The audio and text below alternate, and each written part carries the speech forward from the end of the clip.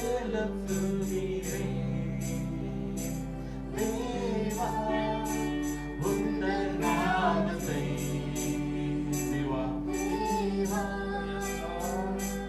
உந்தன் நாமமே உயர்ந்த நாமமே மகிமை செலுத்துகிறேன்.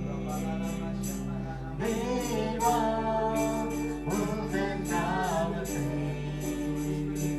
தேவா உந்தன் நாமமே உயர்ந்த நாமமே உந்தன் நாமமே உயர்ந்த நாமமே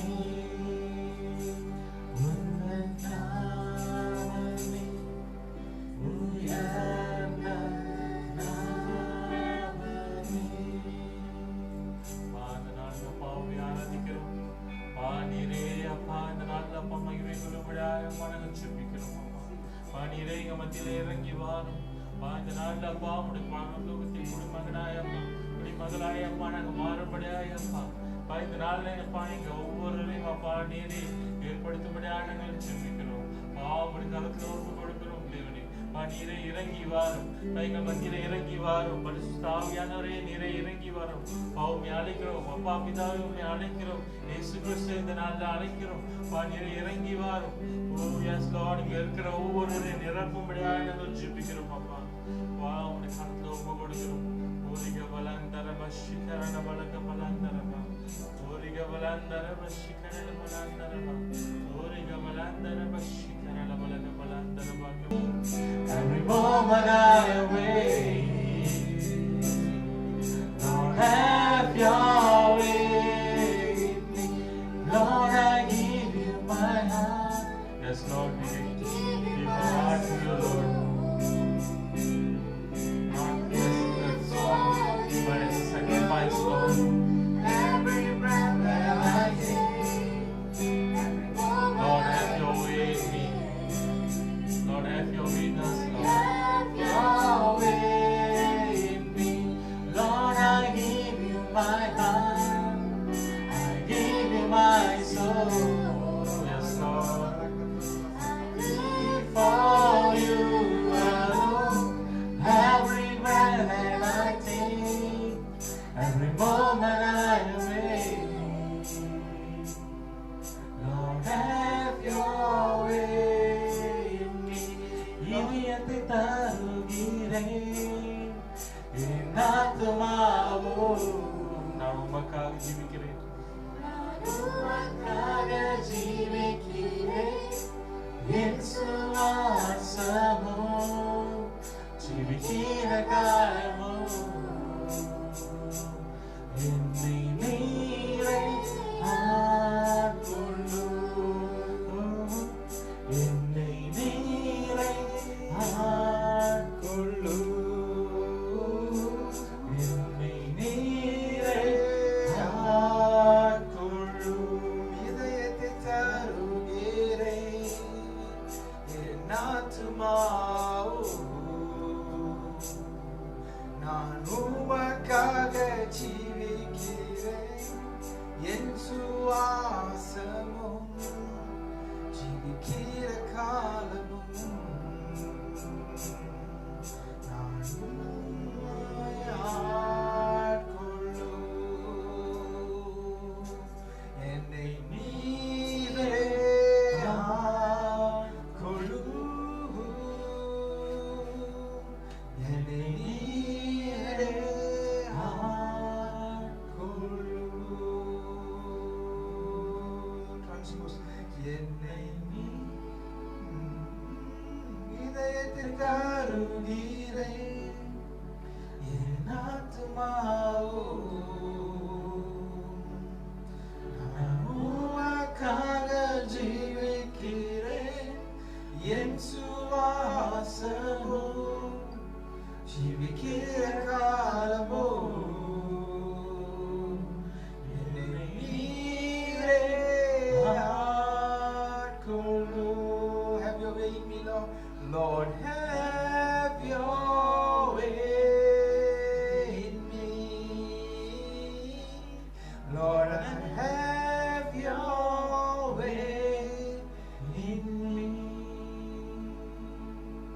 we praise you.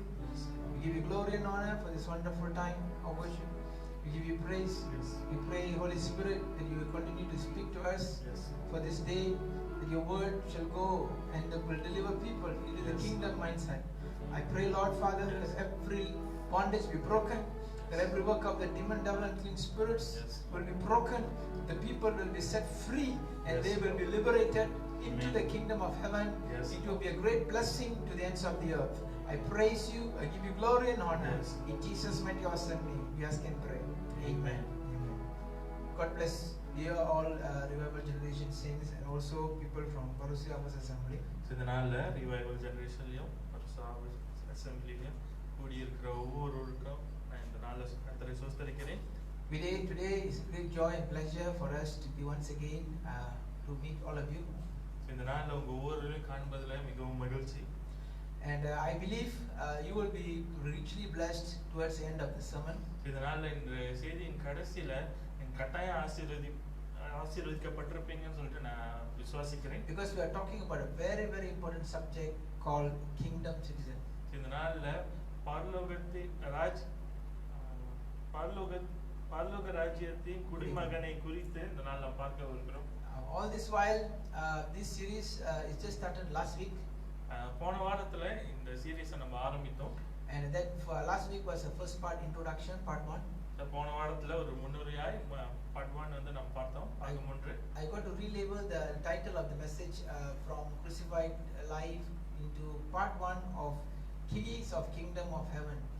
நான் போன வாரத்துல நம்ம சிலுவையில் அறையப்பட்ட வாழ்க்கை என்ற அந்த தலைப்புல நம்ம பார்த்தோம். ஆனா இந்த நாள்ல அந்த தலைப்பை வந்து மாற்ற இருக்கிறேன். போன வாரத்துல வந்து பார்த்தது நம்ம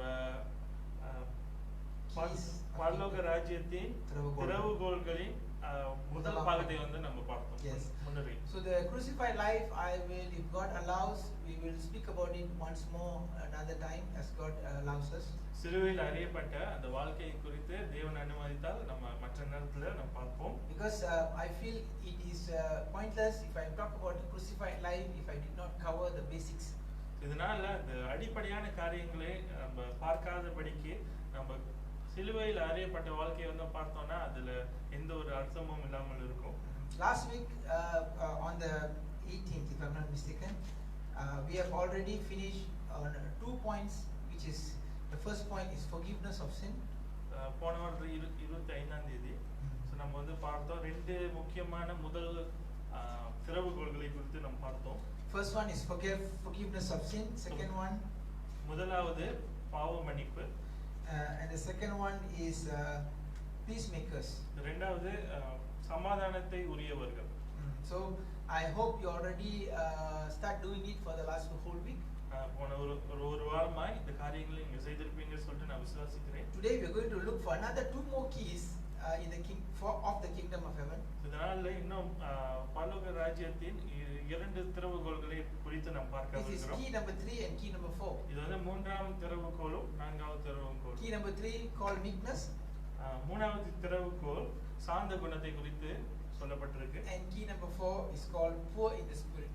நான்காவது திறவுகோல் ஆவியில் எளிமையை குறித்து சொல்லப்பட்டிருக்கு. So this is what if God allows we will talk about only these 2 for today.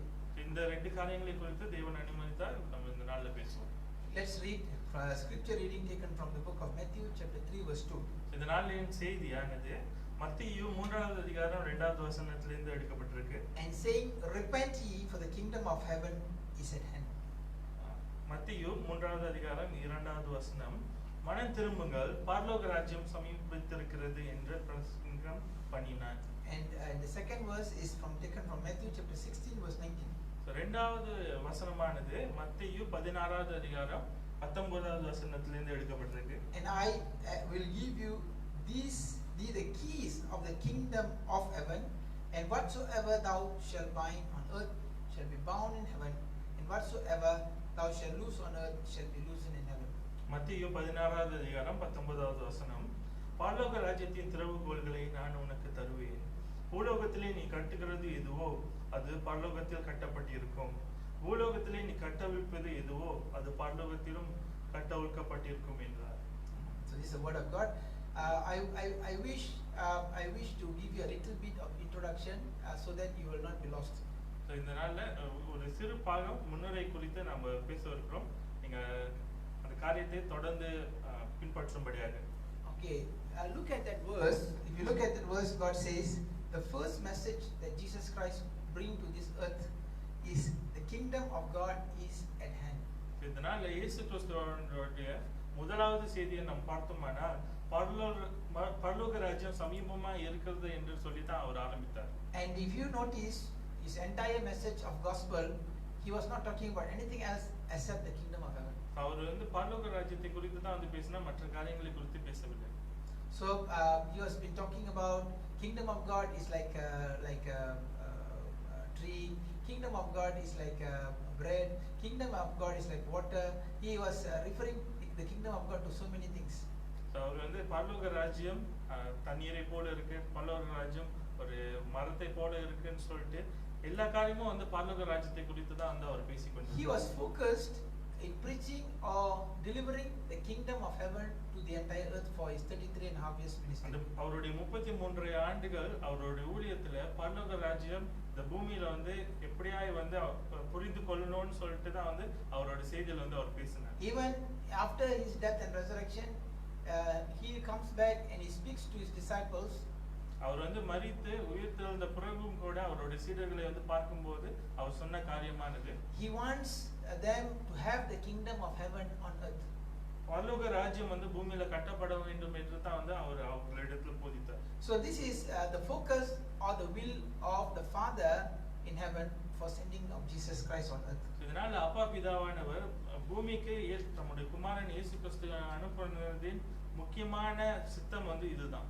So this cross, the Calvary and the blood is only the mean to get people back to the kingdom of heaven. இதனால சிலுவை அவருடைய ரத்தம் எல்லாமே வந்து நம்ம ஜனங்களை பரலோகத்துக்கு திருப்பும்படியாக தான் வந்து இந்த காரியங்கள் சொல்லப்பட்டிருக்கு, செய்யப்பட்டிருக்கு. So it is good, we thank God for the cross, we thank God for the blood, we thank God for the Calvary, but we cannot ignore that all that thing has been done for us to go back or to possess the kingdom lifestyle. இதனால இயேசு கிறிஸ்துவின் ரத்தம், சிலுவை, கல்வாரி அன்பு எல்லாமே வந்து நம்ம இந்த நாள்ல புறக்கணிக்க முடியாது. இந்த காரியங்கள் வந்து செய்கிற வேளையில தான் வந்து நம்ம பரலோகத்தின் குடிமகனா மாற முடியும். We need to know the lifestyle of heaven on earth. இதனால பூமியில எப்படியாவது வந்து பரலோகத்தின் ஒரு கலாச்சாரத்தை நம்ம வாழ வேண்டும் என்று நம்ம அறிந்து கொள்ள வேண்டும். We must practice the lifestyle of heaven on earth. இதனால பரலோகத்தின் கலாச்சாரத்தை பூமியில நம்ம செய்ய பின்பற்றுகிறவர்களா இருக்க வேண்டும். At the moment when you accept Jesus Christ as personal Lord and Savior, இதனால இயேசு கிறிஸ்துவை சொந்த இரட்சகராக ஏற்றுக்கொள்ளும்போது the Lord gives you the front door key for kingdom of heaven. பிதாவான அப்பா பிதா நமக்கு பரலோகத்தின் முதலாவது வாசலின் திறவுகோலை நமக்கு கொடுக்கிறார். So most of Christians today you already have the front key.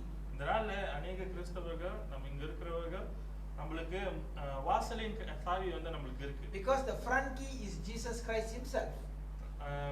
வாசலின் சாவியானது இயேசு கிறிஸ்துவே. Because God says the door to kingdom of heaven is Jesus. பரலோகத்துக்கு வாசலாய் இருக்கிறது இயேசு கிறிஸ்து என்று அப்பா சொல்லுகிறார். The moment you accept Jesus Christ as personal Lord and Savior, you are already inside kingdom of heaven.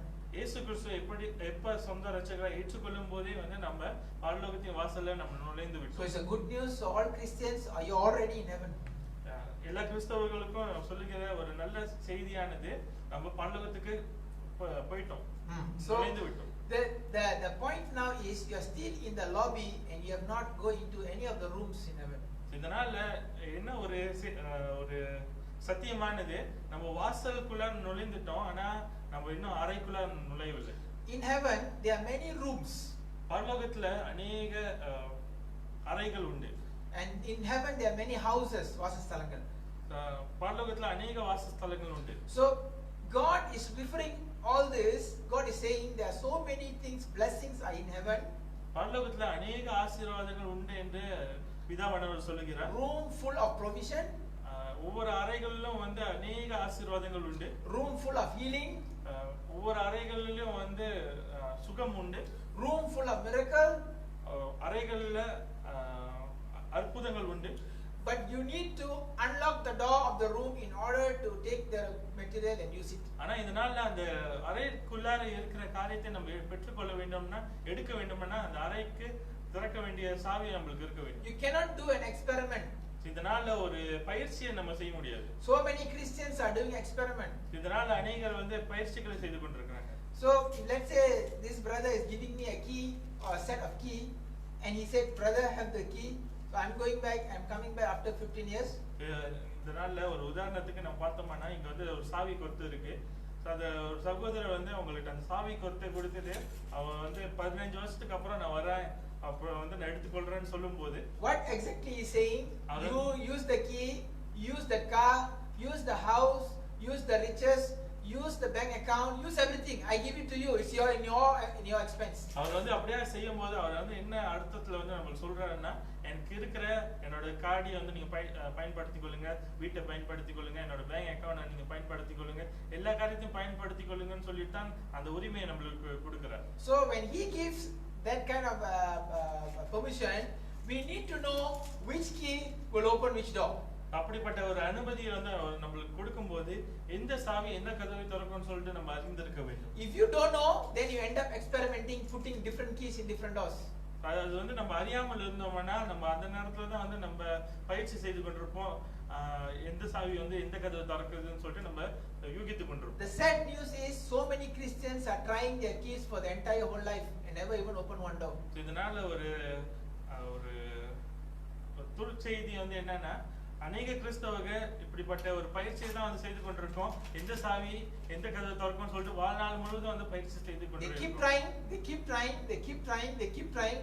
Nothing is open because it is always a wrong key. ஒவ்வொரு வாட்டியும் வந்து அவங்க பயிற்சி செய்யற வேளையில எந்த ஒரு ஆசீர்வாதமும் திறக்கல. காரணம் வந்து அவங்க தவறான ஒரு திறவுகோலை பயன்படுத்தி கொண்டிருக்காங்க. They say I'm healed but they still have sickness in their throat. அவங்க வந்து சுகமாயிட்டாங்கன்னு சொல்லுவாங்க, ஆனா அவங்களோட தொண்டையில இன்னும் அந்த சுகவீனம் இருக்கு. They say I am the son of the Most High God and still they cannot pay the debt mortgage loan to the bank. அவங்க வந்து சர்வ வல்ல தேவனின் குமாரன் என்று சொல்றாங்க, ஆனா வங்கிக்கு இருக்கிற கடனை கூட கட்ட முடியாமல் இருக்காங்க. They say my father is the king of king and yet they got all C's in the exams. என்னோட பிதாவானவர் ராஜாதி ராஜான்னு சொல்றாங்க, ஆனா அவங்களோட பரீட்சையில இன்னும் சி எடுத்து கொண்டிருக்காங்க. They say I am blessed, I sing hallelujah, praise God, hallelujah, I sing praises to your name. They sing like that, but end of the day what they live such a failure life. அவங்க வந்து ஒவ்வொரு நேரமும் வந்து பிதாவை துதித்து ஹல்லேலூயா ஆமென் என்று துதித்து பாடி கொண்டிருக்காங்க, ஆனா அவங்க வாழ்க்கை வந்து ஒரு தோல்வியா இருக்குது. The singing sounds good. அவங்களோட பாடல் வந்து நல்லா கேட்கிறதுக்கு நல்லா இருக்கு. The hallelujah also good. ஹல்லேலூயா வந்து கேட்கிறதுக்கு நல்லா இருக்கு. But in reality they are living a life of failure. ஆனா உண்மையில வந்து நம்ம பார்க்கும்போது அவர் ஒரு தோல்வியின் ஒரு வாழ்க்கையை வாழ்ந்து கொண்டிருக்காங்க. And you go and tell the pastor, I still have a pain in my throat. Pastor say, don't confess. If you confess it will happen. இந்த நாள்ல அவங்க வந்து போதகர் வந்து பார்த்து என்ன தொண்டையில இன்னும் சுகம் இல்லாமல் இருக்கு, வலி இருக்குன்னு சொல்ற வேளையில போதகர் வந்து என்ன சொல்றாருன்னா, நீங்க சொல்லிடாதீங்க, அறிக்கை செஞ்சா அப்படியே நடந்துரும், அப்படியே இருந்துரும் சொல்லிடுறாரு. You are teaching the people to lie. இதனால போதகரானவர்கள் தன்னோட ஜனங்களுக்கு பொய் சொல்ல கற்றுக் கொடுக்கறாங்க. Christianity is a religion that teaching people to lie. இதனால கிறிஸ்துவம் என்று பார்க்கும்போது ஜனங்களுக்கு பொய் சொல்ல கற்றுக் கொடுத்து கொண்டிருக்கு. We are not supposed to lie, we got to tell as it is. இதனால நம்ம வந்து பொய் சொல்லுகிறவங்களா இருக்க கூடாது, உள்ளதே உள்ளபடி சொல்லுகிறவங்களா இருக்கணும். Do you know why they are teaching you to lie? ஏன் வந்து இப்படியே பொய் சொல்ல கற்றுக் கொடுக்கறாங்க? Because they are trying to make you happy. காரணம் வந்து அவங்க உங்களை சந்தோஷப்படுத்த விரும்புகிறாங்க. The real problem is you have the key and you don't know which key is supposed to be put for the door of healing. ஆனா சத்தியம் என்று என்னன்னு பார்க்கிற வேளையில எந்த சாவி எந்த கதவை திறக்கும்னு சொல்லிட்டு அறியாமல் இருக்கிறோம். That is why the second verse you read just now, அதான் வந்து இரண்டாவது வசனம் வந்து நம்ம பார்த்தோம். Matthew chapter 16 verse 19. மத்தேயு 16வது அதிகாரம் 19வது வசனம். And I'll give you the keys. Remember the keys of the kingdom of heaven. பரலோக ராஜ்யத்தின் திறவுகோல்களை நான் உனக்கு தருவேன். It is not a single key but keys. அது வந்து ஒரு சாவி இல்ல, சாவிகள். So and you notice the word, there is no word as kingdom of heaven, but it says kingdom of heaven. அது வந்து பரலோக ராஜ்யத்துக்குன்னு சொல்லல, அல்ல, அது பரலோக ராஜ்யத்தின் என்று சொல்லுகிறது. So what does it mean? It means you're already in heaven. அது வந்து என்ன அதுக்கு அர்த்தம்னா நீங்க பரலோகத்துல இருக்கீங்கன்னு அர்த்தம். And you have many keys with you. உங்களோட வந்து அநேக திறவுகோல்கள் இருக்கு. And you need to open that, you put the right key into the right door and open the door and you get all your blessings done. அந்த நீங்க செய்ய வேண்டிய காரியம் வந்து என்னன்னா சரியான திறவுகோல், சரியான சாவியை சரியான கதவுல வந்து போட்டு நீங்க திறந்து ஆசீர்வாதத்தை பெற்றுக்கொள்றது தான். Binding and loosing written in this verse is not referring to binding and loosing demons. கட்டுகிறதும் கட்ட அவிழ்த்தலும் இந்த வசனத்துல போடப்பட்டிருக்கிறது பிசாசை கட்ட அவிழ்க்கிறது அல்ல. Many a time Christians, even me myself, was lost in this teaching for a long time. அநேக ஆண்டுகளா வந்து நானும் இந்த போதனையில இழந்து போனவனா இருந்தேன். I thought it was a binding and loosing demons, but end of the day, none of the demon was bind, none of the demon was loose also. நான் வந்து என்ன யோசிச்சு கொண்டிருந்தேன், இது பிசாசை வந்து கட்ட அவிழ்க்கிறது என்று அப்படிதான் வந்து நான் புரிந்து கொண்டிருந்தேன். ஆனா கடைசி வரைக்கும் வந்து பார்த்தோம்னா எந்த ஒரு பிசாசையும் கட்டல, எந்த ஒரு பிசாசையும் கட்ட அவிழ்க்கல. The problem was never solved, it was still there. பிரச்சனை வந்து முடிவுக்கு வரவே இல்லை, அது எப்போதும் அங்கேயே இருக்கு. They keep binding, keep losing the devil, but the problem never solved. இந்த பிசாசை வந்து கட்டுக்கிறோம், கட்ட அவிழ்க்கிறோம், ஆனா அந்த பிரச்சனை வந்து முடிவுக்கு வரவே இல்லை. Until last week God said, son, you got it all wrong. போன வாரத்துல வந்து தேவன் என்னோட பேசும்போது அவர் வந்து என்ன சொன்னாருன்னா, நீ தவறா இது புரிந்து கொண்ட. The word binding and loosing in Hebrew is talking about locking and unlocking. எபிரேய மொழியில வந்து நாம் பார்க்கும்போது கட்டுகிறதும் கட்ட அவிழ்த்தலும் என்று சொல்ல வர வேளையில கதவு திறக்கிறதும் மூடுகிறதும். And son, you are not supposed to bind the devil because the devil is already a loser. You are supposed to open the door and get your blessing and open whatever door you want, close whatever door you don't want. That's it. இதனால தேவன் வந்து எனக்கு என்ன சொன்னாருன்னா, பிசாசு வந்து ஏற்கனவே வந்து தோற்று போயிட்டான், அதனால வந்து நீ அவனை கட்டி வந்து பிரயோஜனமே இல்லை. நீ இன்னைக்கு செய்ய வேண்டிய காரியம் வந்து என்னன்னா, பரலோகத்துல இருக்கிற அறைகளை நீ சரியான சாவியை வந்து போட்டு திறந்து உள்ளுக்கு இருக்கிற ஆசீர்வாதத்தை பெற்றுக்கொள்றது. எந்தெந்த கதவை வந்து நீ போடுகிறாயோ அதை வந்து நீ பூட்டிடலாம். You can also open for people and you can also close for people. It's on your dispense and on your liberty. இதனால உன்னுடைய காரியம், உன்னுடைய அனுமதியில இருக்கிற காரியம் வந்து என்னன்னா, நீ யாருக்கு வேணா அந்த கதவை திறக்கலாம், யாருக்கு வேணா கதவை பூட்டலாம். So because you are given the key and you now exercise it. இதனால உங்களுக்கு அந்த சாவி வந்து கொடுக்கப்பட்டிருக்கு, நீங்க அதை செய்ய வேண்டும். I was excited. I said, God, wow, this is wonderful. So you are telling me I can do anything I like? Wow, I'm excited over this. அப்படியே வந்து தேவன் வந்து சொல்ற வேலையில மிகவும் வந்து சந்தோஷமா இருந்துச்சு. என்ன காரியம் வேணுமா நான் வந்து பரலோகத்தில் செய்யலாமா? And God said, son, there's only one condition. You got to be the citizen of heaven in order to do this. ஒரே தகுதி வந்து என்ன இருக்கணும்னா நம்ம பரலோகத்தின் குடிமகனா இருக்கணும். I will teach you all the keys in the Bible. வேதத்துல இருக்கிற எல்லா பரலோகத்தின் திறவுகோல்களை குறித்தும் நான் உனக்கு கற்றுக் கொடுப்பேன். When I teach you, you do it and you make a model and then you teach your people. இதனால நான் கற்றுக் கொடுக்கிற வேலையை நீ அப்படியே செய்து உன்னோட ஜனங்களுக்கு ஒரு மாதிரியை வந்து காட்டி அவங்களும் வந்து அதை செய்யும்படியா கற்றுக் கொடுக்கணும். What am I preaching today is all what I have already done. I'm already done.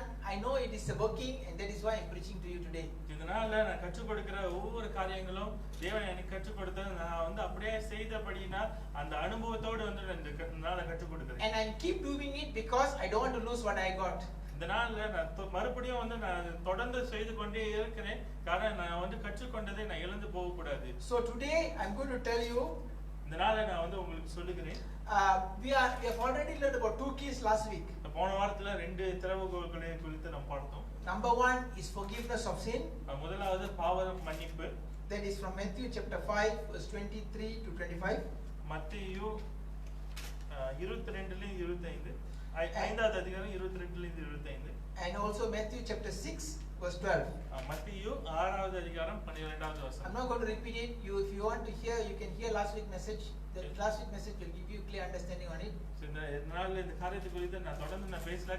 போன வாரத்தோட செய்தியை நீங்க தொடர்ந்து போய் வாசித்து கேட்டு பாருங்க. அதுல வந்து இன்னும் अनेक காரியங்கள் வந்து சொல்லப்பட்டிருக்கு. And the second key that you need to open is peacemaker. That is from Matthew chapter 5 verse 9. இரண்டாவது திறவுகோல் சமாதானத்தை கொண்டு போகிறவரா இருக்க வேண்டும். இது வந்து மத்தேயு 5வது அதிகாரம் 9வது வசனம். Luke chapter 10 verse 5 and 6. லூக்கா 10வது அதிகாரம் 5 6 வசனங்கள்ல பார்க்கலாம். I teach you that you must always say shalom when you meet anyone. யாரை வந்து பார்த்தாலும் நீங்க ஷாலோம் என்று சொல்லும்படியாய் கற்றுக்கொண்டீர்கள். Don't say sotram. No need, no more sotram. So சோஸ்திரம்னு சொல்ல தேவையில்லை. You tell shalom. நீங்க shalom You got to learn a new lifestyle. இது வந்து ஒரு புதிய கலாச்சாரத்தை நீங்க கற்றுக்கொள்ளுங்க. Don't say hello. ஹலோன்னு சொல்லாதீங்க. Tell shalom. It's okay. You will find it a little bit difficult in the beginning. So ஆரம்பத்துல இது வந்து உங்களுக்கு கொஞ்சம் கஷ்டமா இருக்கும். But slowly you will get adjusted to it. ஆனா போக போக வந்து நீங்க அது பழகிக் கொள்வீங்க. So that is number 2. That was last week message. You can also hear from the Facebook last week. Facebookலயும் YouTubeலயும் வந்து நீங்க பார்க்கலாம். போன வாரத்தோட செய்தி இந்த ரெண்டு திறவுகோலை குறித்து இன்னும் விளக்கமா சொல்லப்பட்டிருக்கு. Okay, for today we are going to talk about meek and humble. இந்த நாள்ல சாந்த குணத்தை குறித்தும் தாழ்மையை குறித்தும் நாம் பார்க்க வருகிறோம். This is the key number 3. இதுதான் வந்து மூன்றாவது திறவுகோல். Let's read the word. Matthew chapter 5 verse 5. மத்தேயு 5வது அதிகாரம் 5வது வசனத்தை எடுத்து வாசிப்போம். Blessed are the meek, for they shall inherit the earth. சாந்த குணமுள்ளவர்கள் பாக்கியவான்கள், அவர்கள் பூமியை சுதந்தரித்துக் கொள்வார்கள். Today, children of God, kingdom citizen, you want to inherit the earth, you got to be meek. இந்த நாள்ல இங்க இருக்கிற ஒவ்வொருவரும் பரலோகத்தின் குடிமகனா இருந்து பூமியை சுதந்தரித்துக் கொள்ள வேண்டும் என்றால் நீங்க சாந்த குணமுள்ளவர்களா இருக்க வேண்டும். What is God saying? Inheriting the earth means you are owning the earth, you are possessing the blessings of the earth, you are possessing the land, you are possessing the house, you are possessing the car, you are having all on yourself. இந்த நாள்ல பூமியை சுதந்தரித்துக் கொள்கிறது என்ற அர்த்தம் வந்து என்னன்னா இந்த பூமியில இருக்கிற எல்லா ஆசீர்வாதங்களையும் வந்து உங்களுடைய வசத்துல வந்து இருக்கும். எல்லா வீடுகளும், எல்லா நிலங்களும், எல்லா கார்களும், எல்லா ஐஸ்வர்யங்களும் வந்து உங்களோட கரங்கள்ல இருக்கும். If you want that, if you want all those blessings, you got to be meek. Meek is the door for it. அப்படிப்பட்ட எல்லா ஆசீர்வாதங்களும் உங்களுக்கு வேணும்னா நீங்க சாந்த குணமுள்ளவர்களா இருக்கணும். Today the point is we must understand what is meekness is all about. இதனால சாந்த குணமா இருக்கிறது என்றால் என்னன்னு சொல்லிட்டு நீங்க முதலாவது அறிந்து கொள்ள வேண்டும். And you must know what is to be proud. பெருமையா இருக்கிறது என்றால் என்ன, சாந்த குணமா இருக்கிறது என்றால் என்ன? Being proud is an opposite tenses of meek. பெருமையா இருக்கிறது சாந்த குணமா இருக்கிறதுக்கு எதிர்மாறா இருக்கிறது. Let's read a word of God, then you will understand what is being meek. James chapter 1 verse 21 to 22. So யாக்கோபு 1வது அதிகாரம் 21ல இருந்து 22வது வசனம் வரைக்கும் வாசிப்போம். Wherefore lay apart all filthiness and the superfluity of naughtiness, and receive with meekness the engrafted word, which is able to save your soul. Verse 22. But be ye doers of the word, and not hearers only, deceiving your own self. யாக்கோபு 1வது அதிகாரம் 21ல இருந்து 22. ஆகையால் நீங்கள் எல்லாவித அழுக்கையும் கொடிய துர்குணத்தையும் ஒழித்துவிட்டு உங்கள் உள்ளத்தில் நாட்டப்பட்டதாயும் உங்கள் ஆத்துமாக்களை ரட்சிக்க வல்லமை உள்ளதாயும் இருக்கிற வசனத்தை சாந்தமாய் ஏற்றுக்கொள்ளுங்கள். அல்லாமலும் நீங்கள் உங்களை வஞ்சியாதபடிக்கு திருவசனத்தை கேட்கிறவர்களாய் மாத்திரமல்ல அதன்படி செய்கிறவர்களாயும் இருங்கள். Two things is stated there clearly. Number 1 is getting a part of all filthiness, and number 2 is doing the word of God. ரெண்டு காரியங்கள் வந்து இங்க வந்து குறிப்பாய் வந்து போடப்பட்டிருக்கு. முதலாவது காரியம் நீங்க எல்லாவித அழுக்கையும் கொடிய துர்க்குணத்தையும் ஒழித்து விட வேண்டும். இரண்டாவது காரியம் நீங்கள் கேட்கிறவர்களாய் மாத்திரமல்ல அதன்படி செய்கிறவர்களாய் இருக்க வேண்டும். If you are a person who read the Bible and the word of God speaks to you and you do it, God call you meek. இந்த நாள்ல நீங்க ஒரு செய்தியை வந்து கேட்டு தேவன் அதன் மூலமா உங்களோடு பேசினார்னா நீங்க அதன்படி செய்கிற வேளையில நீங்க சாந்த குணமுள்ளவர்களாய் இருக்கிறீங்க. So those people who read the Bible, who quote the Bible, who pray the verse, but we never do, God call them proud. யார் யார் வந்து வசனத்தை வந்து வாசித்து அதை வந்து கேட்டு அதோடைய சத்தியத்தை வந்து அறிந்து கொண்டு அதன்படி செய்யாமல் இருக்கிறவர்கள் தேவன் அவர்களை வந்து பெருமை உள்ளவர்கள் என்று அழைக்கிறார். Woe unto the Pharisees and Sadducees. பரிசேயர்களுக்கும் சதுசேயர்களுக்கும் வந்து ஐயோ என்று தேவன் சொல்லுகிறார். You know why God said that? Because they are the one who taught the people what is wrong and what is right, but they never do it. ஏன் வந்து தேவன் அவர்களை பார்த்து அப்படியே வந்து சொன்னார்னா காரணம் அவங்க தான் வந்து ஜனங்களுக்கு எல்லா சத்தியத்தையும் வந்து போதித்தாங்க, ஆனா அவங்க அந்த காரியத்தை செய்யாமல் இருந்தாங்க. Jesus Christ never went to the prostitutes and the robbers. No. He was loving them so much. இயேசு கிறிஸ்து வந்து விபச்சாரிகளுக்கும் திருடர்களுக்கும் வந்து அவர் வந்து ஐயோ என்று சொல்லவில்லை. He was அவங்களை நேசித்தார். Because they are trying to follow. காரணம் வந்து அவங்க அந்த அவர் கற்றுக் கொடுத்த காரியங்களை பின்பற்ற ஆவலா இருந்தார்கள். But the Pharisees and Sadducees stopped them. No. The law of the Jew say that you should not do this and you should not do that. And God says, woe unto you who stop them from doing what I'm teaching. ஆனா வந்து அந்த பரிசேயர்களும் சதுசேயர்களும் வந்து அவங்க வந்து இப்படியா செய்யக்கூடாது, யூதர்களின் கோட்பாடு வந்து இப்படியா வந்து போடப்படல, அதனால வந்து நீங்க எப்படியா செய்யக்கூடாதுன்னு அவங்க வந்து சொன்னாங்க. அதனால இயேசு கிறிஸ்து அவர்களை பார்த்து நீங்க இவங்களை வந்து இந்த காரியத்தை நான் கற்றுக் கொடுத்த காரியத்தை பின்பற்ற அவங்களை அனுமதிக்காதனால அவங்களுக்கு ஐயோ என்று சொன்னார். So today you must get rid of all filthiness and naughtiness and superfluity according to James. I'm not me telling, James is telling. So இதுல வந்து யாக்கோபு வந்து சொல்லுகிற காரியம் வந்து என்னவென்றால் எல்லாவித அழுக்கையும் கொடிய துர்குணத்தையும் வந்து ஒழித்து விட வேண்டும். If you say you are a children of God and you say you are a Christian and you still enjoy doing sin, I am telling you, God will label you as proud. இதனால நீங்க எல்லா காரியங்களையும் வந்து நீங்க கேட்டு ஆனா நீங்க பாவத்துல விட்டு விலகாதபடிக்கு இருந்தீங்கன்னா தேவன் உங்களை வந்து பெருமை உள்ளவர்கள் என்று அழைக்கிறார். So you don't have the door key for meekness, you cannot have blessing and you cannot inherit the earth. So இதனால நீங்க அப்படியே வந்து ஒரு பெருமை உள்ளவர்களா இருந்தீங்கன்னா உங்களுக்கு வந்து அந்த சாந்த குணத்தின் திறவுகோல் இல்லாம நீங்க இந்த பூமியை வந்து ஆள முடியாமல் இருப்பீங்க. You can sing hallelujah, you can do so many fasting, you may do so many things, but still God says the door is locked. நீங்க அல்லேலூயா என்று தேவனை அந்த ஆராதித்து எல்லா காரியங்களையும் வந்து நீங்க செய்யலாம், ஆனா தேவன் வந்து உங்களை ஆசீர்வதிக்க முடியாது, காரணம் அந்த கதவு வந்து மூடப்பட்டிருக்கு. Because when the door is locked, you cannot take anything out. நீங்க அந்த கதவு வந்து மூடப்பட்டிருக்கிற வேளையில நீங்க அதில இருந்து எந்த காரியத்தையும் எடுக்க முடியாது. If that internet thing is still you are enjoying, if that whatever thing that is is wrong, nobody has to tell you because you know yourself and you still want to enjoy it, God calls you proud.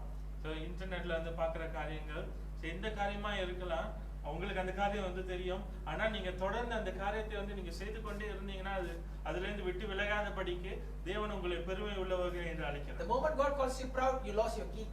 எப்போ வந்து தேவன் உங்களை பெருமை உள்ளவர்கள் என்று அழைக்கிறாரோ நீங்க அந்த சாவியை வந்து இழந்து போயிட்டீங்க. You disqualify from inheriting the earth. நீங்க இந்த பூமியை ஆளும்படியிலிருந்து நீங்க அந்த இடத்துல இருந்து சுகந்தரிக்கும்படி நீங்க அந்த இடத்துல இருந்து நீங்க அகற்றப்பட்டீங்க.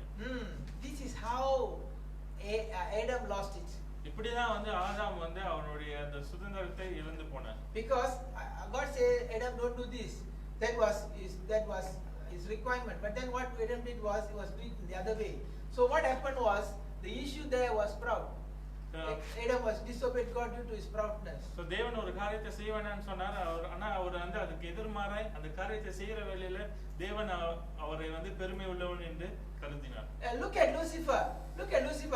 Lucifer not even say a word that he looks like God. He only think that he was like God. So லூசிஃபரோட இது கதையில வந்து நம்ம பார்க்கிற வேளையில அவர் வந்து எந்த ஒரு காரியத்தையும் நான் தேவனை போல இருக்கேன்னு சொல்லிட்டு சொல்லல, ஆனா சிந்தையில மாத்திரமே அவர் நினைத்தார். The moment he start thinking like God says sin.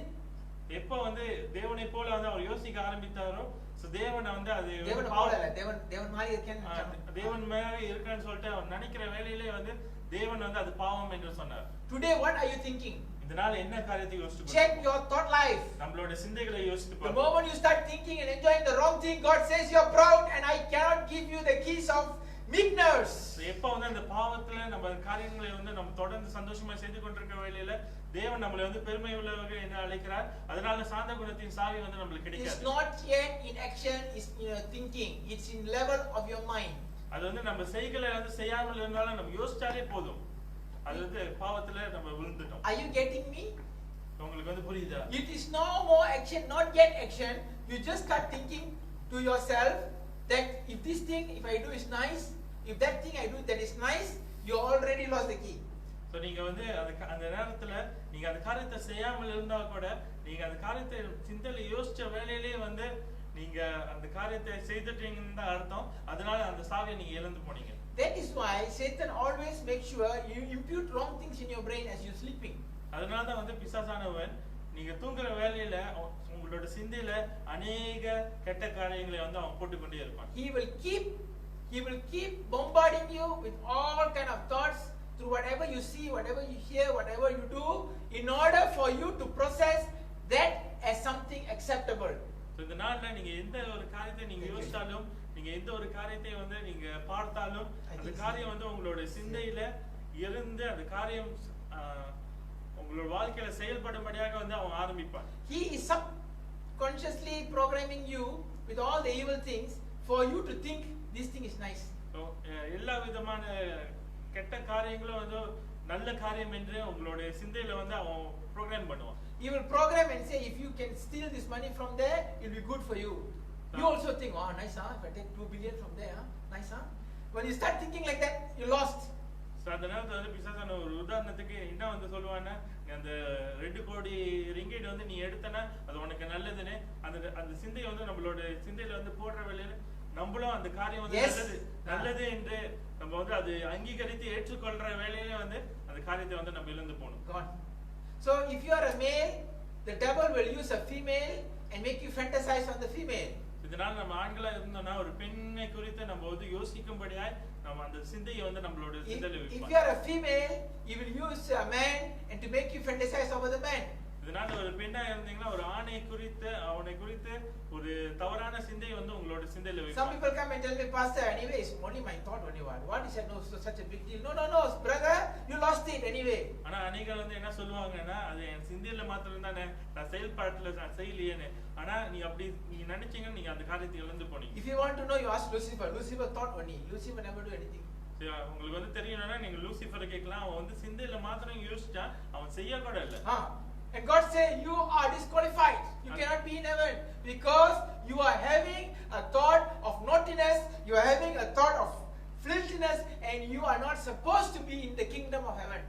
அந்த வேளையில அப்படியே வந்து லூசிஃபர் செய்யற வேளையில தேவன் வந்து என்ன சொன்னார்னா நீ வந்து பரலோகத்தின் குடிமகன் இல்ல காரணம் உன்னோட எல்லாவித அழுக்கும் கொடிய துர்குணமும் வந்து உன் வாழ்க்கையில இருக்கு. That is why Jesus Christ when he was on this earth he was teaching like this. He said when you look at a woman lustfully you already committing adultery. அதான் இயேசு கிறிஸ்து பூமியில அவரோட போதனையில என்ன சொன்னாருன்னா நீங்க ஒரு பெண்ணை வந்து நீங்க தவறா யோசிச்சாக்கே வந்து நீங்க அவங்களோட இச்சிட்டுட்டீங்கன்னு சொல்லிட்டு அவர் வந்து சொன்னாரு. விபச்சாரம் பண்ணிட்டாரு. So that is what I'm trying to tell you. You got to wake up every morning early in the morning, cleanse yourself from all filthiness and all naughtiness and all superfluity. அதனால தான் வந்து நம்ம அதிகாலையில எழுந்து தேவனோட சமூகத்துல எல்லா வித அழுக்கையும் கொடிய துர்குணத்தையும் வந்து விட்டு விலகும்படியாக வந்து தேவனிடத்துல கிருபை கேட்கணும். You got to beg God. So தேவனிடத்துல வந்து கெஞ்சி கேட்கணும். Don't say you're super apostle, you're beside God's throne and that's why you cannot. No. Jesus Christ himself did it, brother. So தேவனுடைய சிங்காசனத்து பக்கத்துல இருக்கும்னு சொல்லிட்டு அப்படியே வந்து நம்ம யோசிச்சு அப்படியே அது கததாம விட்டுற கூடாது. காரணம் இயேசு கிறிஸ்துவே வந்து அவர் வந்து கெஞ்சி கேட்கிறார். You understand? Jesus Christ being son of man, son of God, he has all his power and authority yet he is praying for this. Oh God please keep me pure. இயேசு கிறிஸ்து தேவகுமாரனா இருந்தா மனுஷகுமாரனா இருந்தா அவருக்கு வந்து எல்லா காரியங்களும் அவரால் செய்ய முடியும். இருந்தாலும் வந்து அவர் தேவனுடைய சமூகத்துல அவர் போய் கெஞ்சி கேட்கிறாரு இந்த பாவத்துல இருந்து என்னை விட்டு வந்து விலக்குங்க. Today are you praying early in the morning and asking God take me out of all this filthiness. I don't want to have this filthiness. Use that verse 2 Corinthians 7:1. இதனால 2 கொரிந்தியர் 7:1ல இருக்கிற வசனத்தை போல வந்து நீங்க தேவனிடத்துல கேளுங்க என்னோட வாழ்க்கையில இருந்து எல்லா வித அழுக்கையும் கொடிய துர்குணத்தையும் எடுத்து போடுங்க. Because during your sleep the devil will impute everything in your brain. நீங்க தூங்குற வேளையில எல்லா காரியத்தையும் வந்து பிசாசு உங்க சிந்தையில வந்து எல்லாமே வந்து சரியா போட்டு விடுவான். The moment you wake up you don't even realize that you already been programmed.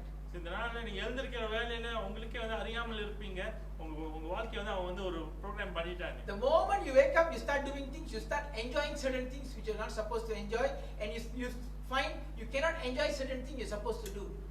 அந்த வேளையில எழுந்திருச்ச வேளையிலே வந்து நீங்க என்ன வந்து யோசிப்பீங்கன்னா அந்த காரியம் வந்து உங்களுக்கு தெரியும் அந்த காரியம் வந்து செய்தா வந்து நல்லது இல்லைன்னு ஆனா அந்த காரியத்தை நம்ம இன்பத்தோடு வந்து செய்வோம். ஆனா எந்த காரியத்தை வந்து நம்ம செய்யணுமோ அந்த காரியத்தை செய்யறதுக்கு ஆசை இல்லாமல் இருக்கும்.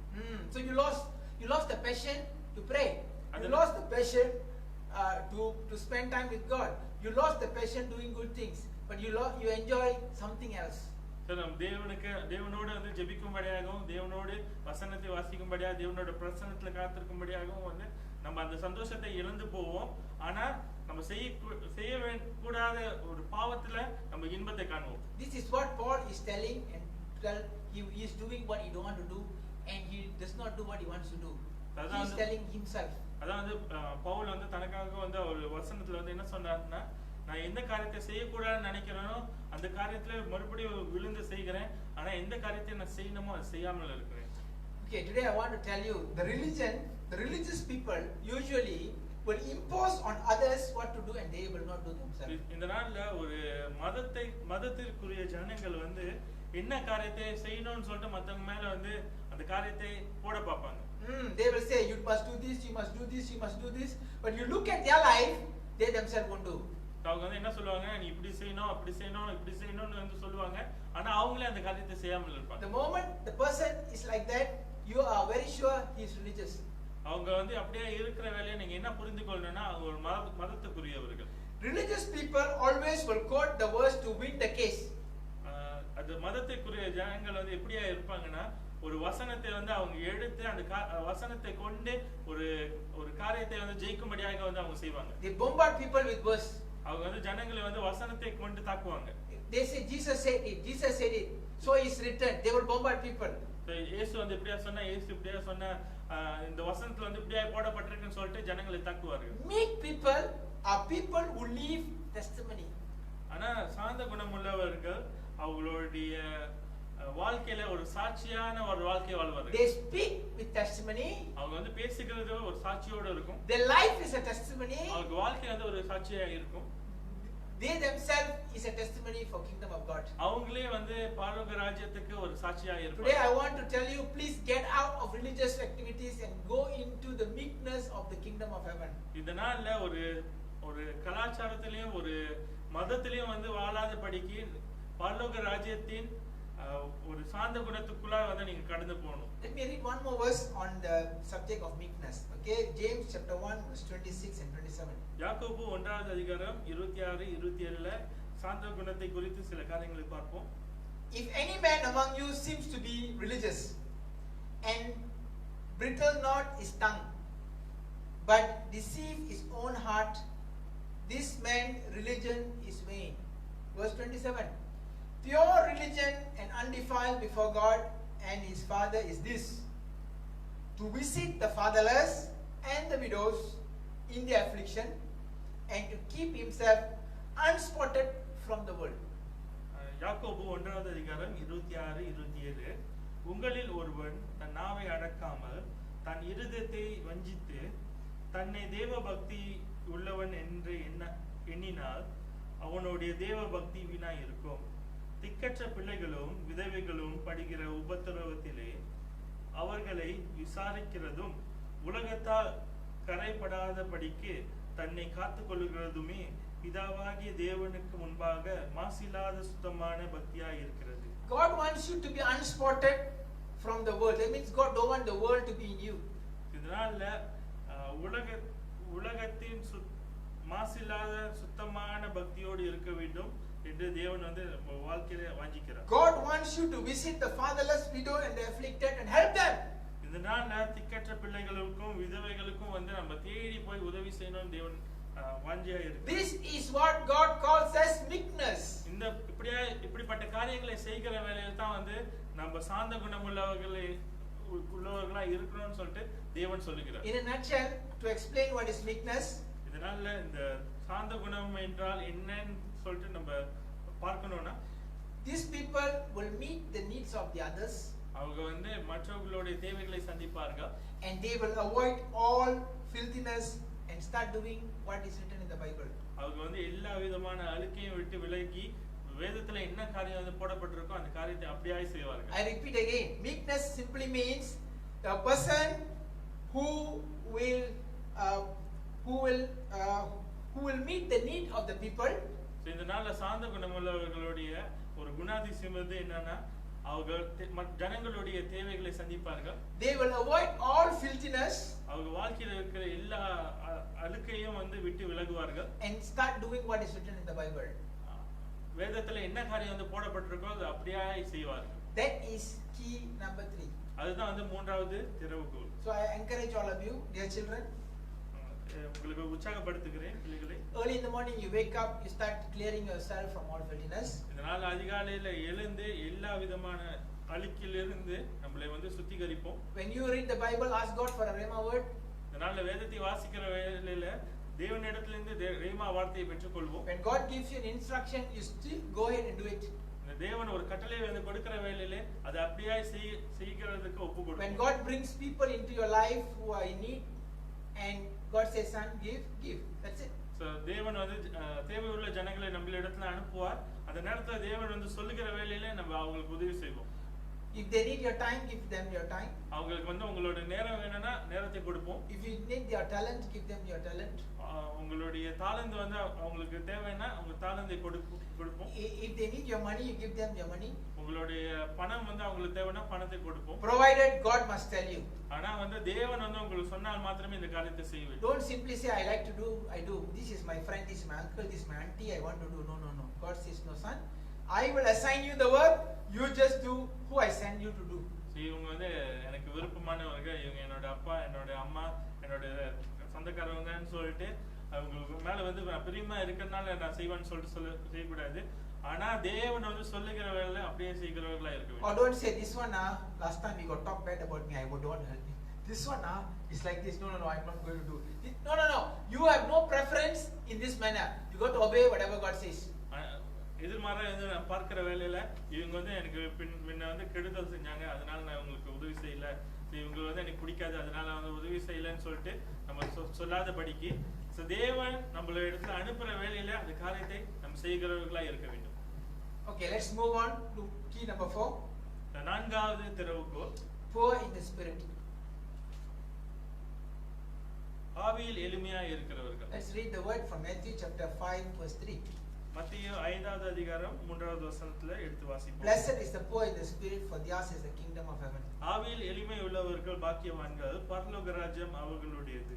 Okay, God is talking about poor in spirit. God is not talking about poor in finance.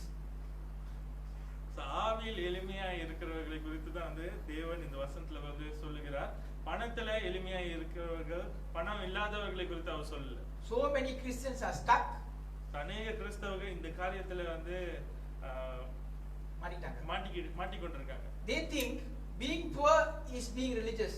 இந்த நாள்ல ஏழையாய் இருந்து எளிமையாய் இருக்கிறது தான் வந்து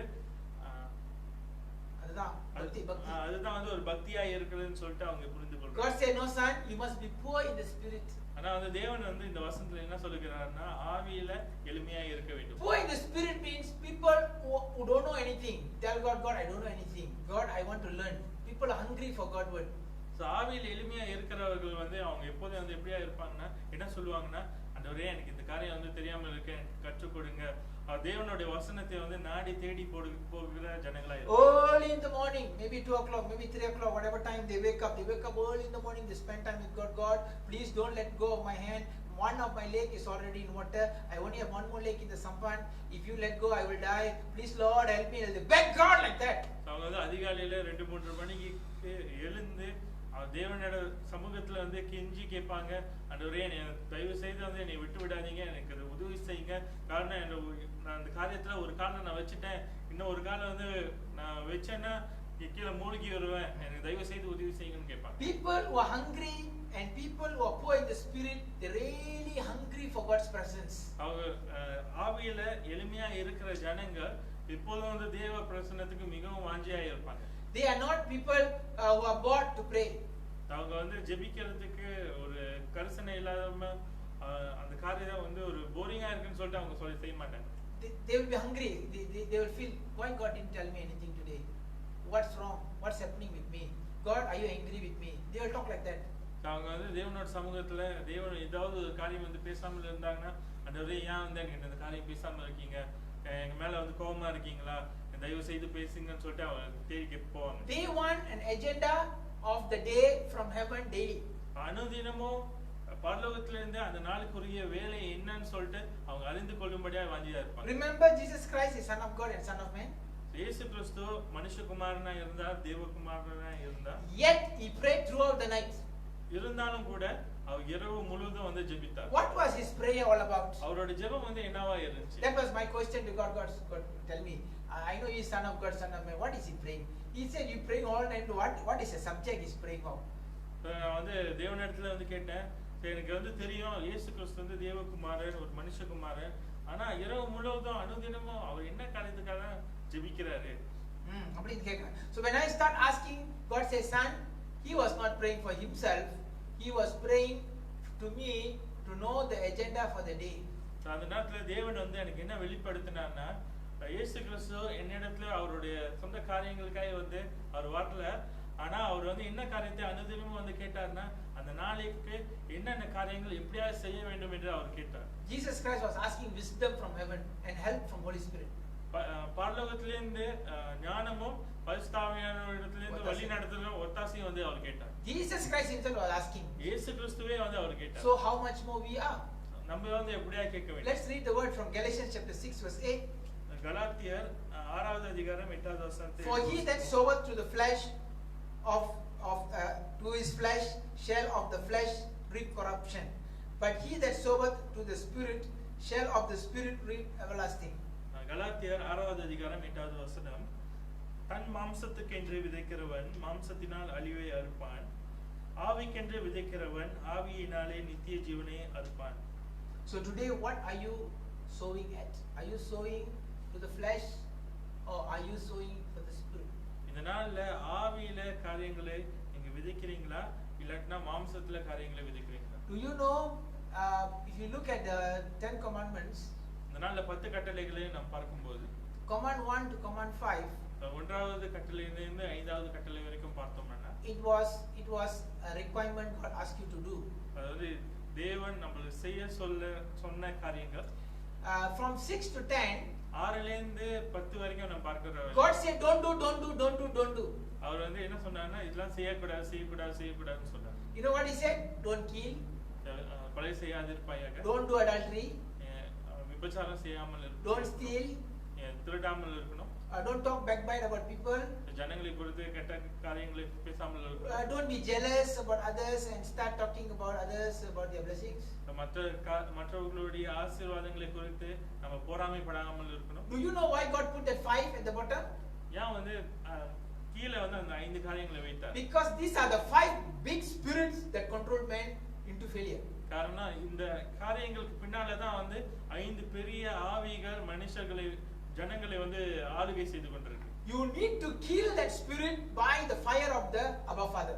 இந்த நாள்ல நம்ம வந்து என்ன செய்ய வேண்டும் என்றால் பரலோகத்திலிருந்து அப்பா பிதாவோடைய அக்கினியினால் அந்த காரியத்தை சுட்டெரிக்க வேண்டும். You have to call God, you are a consuming fire according to the book of Hebrew. I call for the consuming of fire to kill that spirit of killing, to kill the spirit of lie, to kill the spirit of adultery, to kill the spirit of gossip, to kill the spirit that is still.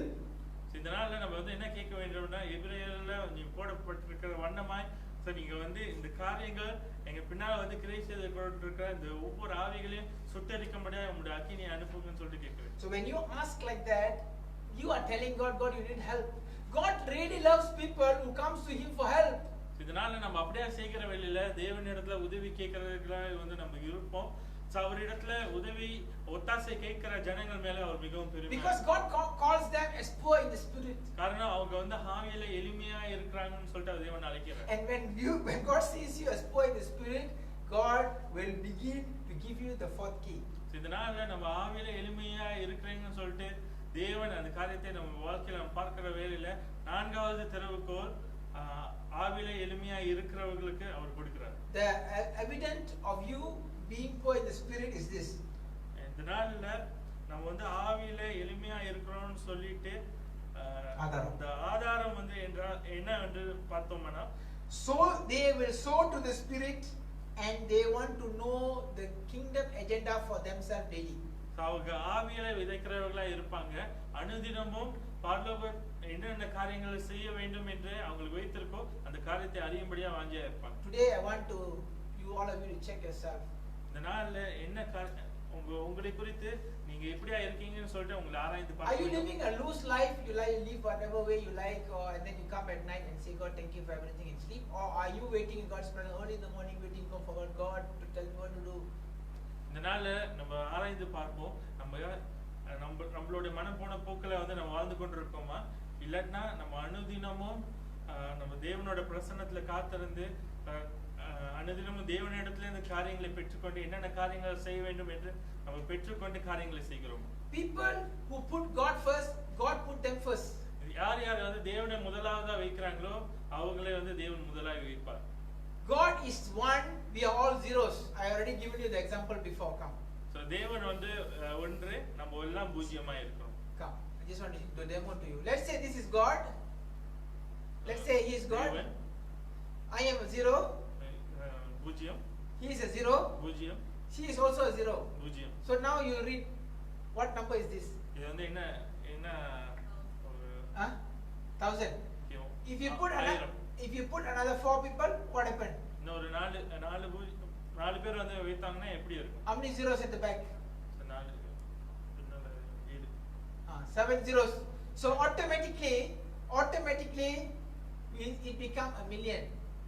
Okay? What happens when God goes to the back? Let's say I'm 0 now. I'm 0, 0, 0, 0, 0.000001. You become a debtor. Thank you. You become a debtor and you become in poverty. This is what I'm trying to tell church. You must seek God early in the morning. You have no other choice. நீங்க தேவனை வந்து பின்னால வைக்கிற வேளையில உங்க வாழ்க்கை வந்து பூஜ்ஜியமா இருக்கும். நீங்க கடல்ல வாழ்வீங்க, தரித்திரத்துல வாழ்வீங்க. அதனால வந்து தேவனை வந்து நம்ம முதலாவது வைக்க வேண்டும். சைபர் புலி சூழியம் 1 அங்க நிப்பீங்க. Understand? You are not 1 million. If you want to be a million, make sure God is always number 1. நம்ம கோடீஸ்வரனா இருக்கணும்னா, நம்ம கோடியா இருக்கணும்னா தேவனை வந்து முதலாவதா வைக்க வேண்டும். So in conclusion, I'm going to give you a secret that God revealed me yesterday, a secret for the conclusion. ஒரு முடிவுரையாய் வந்து தேவன் நேற்று என்னோடு பகிர்ந்து கொண்ட ஒரு ரகசியத்தை உங்களோடு பகிர்ந்து கொள்கிறேன். It will rock yourself, your heart and your soul. உங்களுடைய ஆவியையும் உங்களுடைய ஆத்மாவையும் வந்து அது அசைக்கும். This is from the book of Matthew chapter 17 verse 2 to 3. மத்தேயு 17வது அதிகாரம் 2-3 வசனங்கள். I read it first for you. And was transfigured before them, and his face did shine like the sun, and his raiment was white as light. Verse 3. And behold, there appeared unto him Moses and Elijah talking with him. மத்தேயு 17வது அதிகாரம் 2-3 வசனங்கள். அவர்களுக்கு முன்பாக மறுரூபமானார். அவர் முகம் சூரியனை போல பிரகாசித்தது. அவர் வஸ்திரம் வெளிச்சத்தை போல் வெண்மையாயிற்று. அப்பொழுது மோசேயும் எலியாவும் அவரோடே பேசுகிறவர்களாக அவர்களுக்கு காணப்பட்டார்கள். Okay, this is a meeting, a special meeting that Jesus Christ had with Moses and Elijah. They call it as a transfiguration. இதனால நம்ம வந்து பார்க்கிற வேளையில இயேசு கிறிஸ்து எலியாவோடும் மோசேயோடும் பண்ணின ஒரு கூட்டத்தை குறித்து அந்த பகுதியில் வந்து போடப்பட்டிருக்கு. இது வந்து மறுரூபமான ஒரு சம்பவத்தை குறித்து பார்க்கிறோம். 3 people are invited to watch the meeting. So 3 பேர் வந்து அந்த கூட்டத்தை வந்து பார்க்கும்படியாக அழைக்கப்பட்டாங்க. Peter, James and John. பேதுரு, யாக்கோபு, யோவான். Remember, Peter, James and John was not called to be prayed. They were only invited to watch. பேதுரு, யாக்கோபு, யோவான் வந்து அந்த கூட்டத்துல ஒரு அங்கத்தினர்களா வந்து அழைக்கப்படல, அது பார்க்கும்படியாக தான் வந்து அழைக்கப்பட்டாங்க. Jesus Christ was there. Moses appeared, Elijah appeared. இயேசு கிறிஸ்து அங்க இருந்தார், மோசே வந்தார், எலியா வந்தார். It was so interesting when God started explaining this. I was really almost crying. God said, "Son, do you know why I bring Moses?" அந்த நேரத்துல வந்து தேவன் எனக்கு வெளிப்படுத்தின காரியம், தேவன் வந்து ஒரு பார்த்து வந்து கேட்டார், நான் ஏன் வந்து மோசேயை வந்து கொண்டு வந்தேன்னு தெரியுமா? Moses was a man who put the law. மோசே தான் வந்து அந்த கற்பனையை வந்து வைத்தார். And he is the man who was responsible to put the law for the people to see the kingdom of heaven. அந்த நாள்ல பரலோகத்தின் ராஜ்யத்தின் அந்த கோட்பாடுகளை ஜனங்களுக்கு வந்து கொடுத்தது மோசே தான். And he said, I put Elijah there in the discussion because Elijah was a prophet who was giving prophecy and he was the one who was telling people what to do, what to do, what to do. ஏன் வந்து அங்க எலியாவை வைத்தானா? எலியா வந்து ஒரு தீர்க்கதரிசியா இருந்தா அவர் வந்து ஜனங்களுக்கு என்ன காரியத்தை வந்து எப்படியாய் செய்ய வேண்டும் என்று அவர் சொல்லிக் கொண்டிருந்தார். Moses was representing the law. மோசே வந்து ஒரு கற்பனையை வந்து பிரதிபலித்தார். Elijah was representing all the prophets in the Bible. எலியா வேதத்தில் இருந்த எல்லா தீர்க்கதரிசியும் வந்து பிரதிபலித்தார். And that is why Jesus Christ wrote in Luke the book of Luke 16:16. I read for you. The law and the prophets were until John. Since the time of the kingdom of heaven is preached, and every man is pressing into it. லூக்கா 16வது அதிகாரம் 16வது வசனம். நியாயப்பிரமாணமும் தீர்க்கதரிசன வாக்கியங்களும் யோவான் வரைக்கும் வழங்கி வந்தது. அது முதல் தேவனுடைய ராஜ்யம் சுவிசேஷமாய் அறிவிக்கப்பட்டு வருகிறது. Remember, until the time of John the Baptist, the announcement was being made about the kingdom. யோவான் ஸ்நாபகன் வரைக்கும் வந்து தேவனுடைய வருகையை குறித்து அறிக்கை பண்ணப்பட்டுச்சு. It was announced through the law by Moses. அது வந்து நியாயப்பிரமாணம் மூலமா மோசே வந்து சொன்னார். It was announced by all the prophets in the Bible that Jesus is coming, Jesus is coming, Jesus is coming. It's about the kingdom. தீர்க்கதரிசன வாக்கியங்கள் மூலமா வந்து வேதத்துல வந்து அதுக்கு முன்பாய் வந்து சொல்லப்பட்டிருந்துச்சு. But the moment after John, both of this is no more. Let's read another verse. யோவானுக்கு அப்புறம் இந்த காரியங்கள் நடக்கல. ஒரு வசனத்தை எடுத்து வாசிப்போம். Matthew chapter 5 verse 17. மத்தேயு 5வது அதிகாரம் 17வது வசனம். Think not that I come to destroy the law and of the prophets. I am not come to destroy but to fulfill. மத்தேயு 5வது அதிகாரம் 17வது வசனம். நியாயப்பிரமாணத்தை யானாலும் தீர்க்க தரிசனங்களை யானாலும் அழிக்கிறதுக்கு வந்தேன் என்று எண்ணிக்கொள்ளாதீர்கள். அழிக்கிறதுக்கு அல்ல, நிறைவேற்றுவதற்கே வந்தேன். Understand? So the meeting with Moses and the meeting was Elijah was not a transfiguration meeting, it is a transfer meeting. அந்த நேரத்துல நம்ம வந்து பார்க்கும்போது எலியாவோடும் மோசேயோடும் பண்ணின அந்த கூட்டம் வந்து அது ஒரு மறுரூபத்தின் கூட்டம் அல்ல, அது ஒரு மாற்றத்தின் கூட்டம். Yes, God was giving the kingdom of heaven to Jesus Christ, and Jesus Christ said, "Thank you Moses, thank you Elijah, you have made all your announcement well done. Now the kingdom of God is here. I am the kingdom.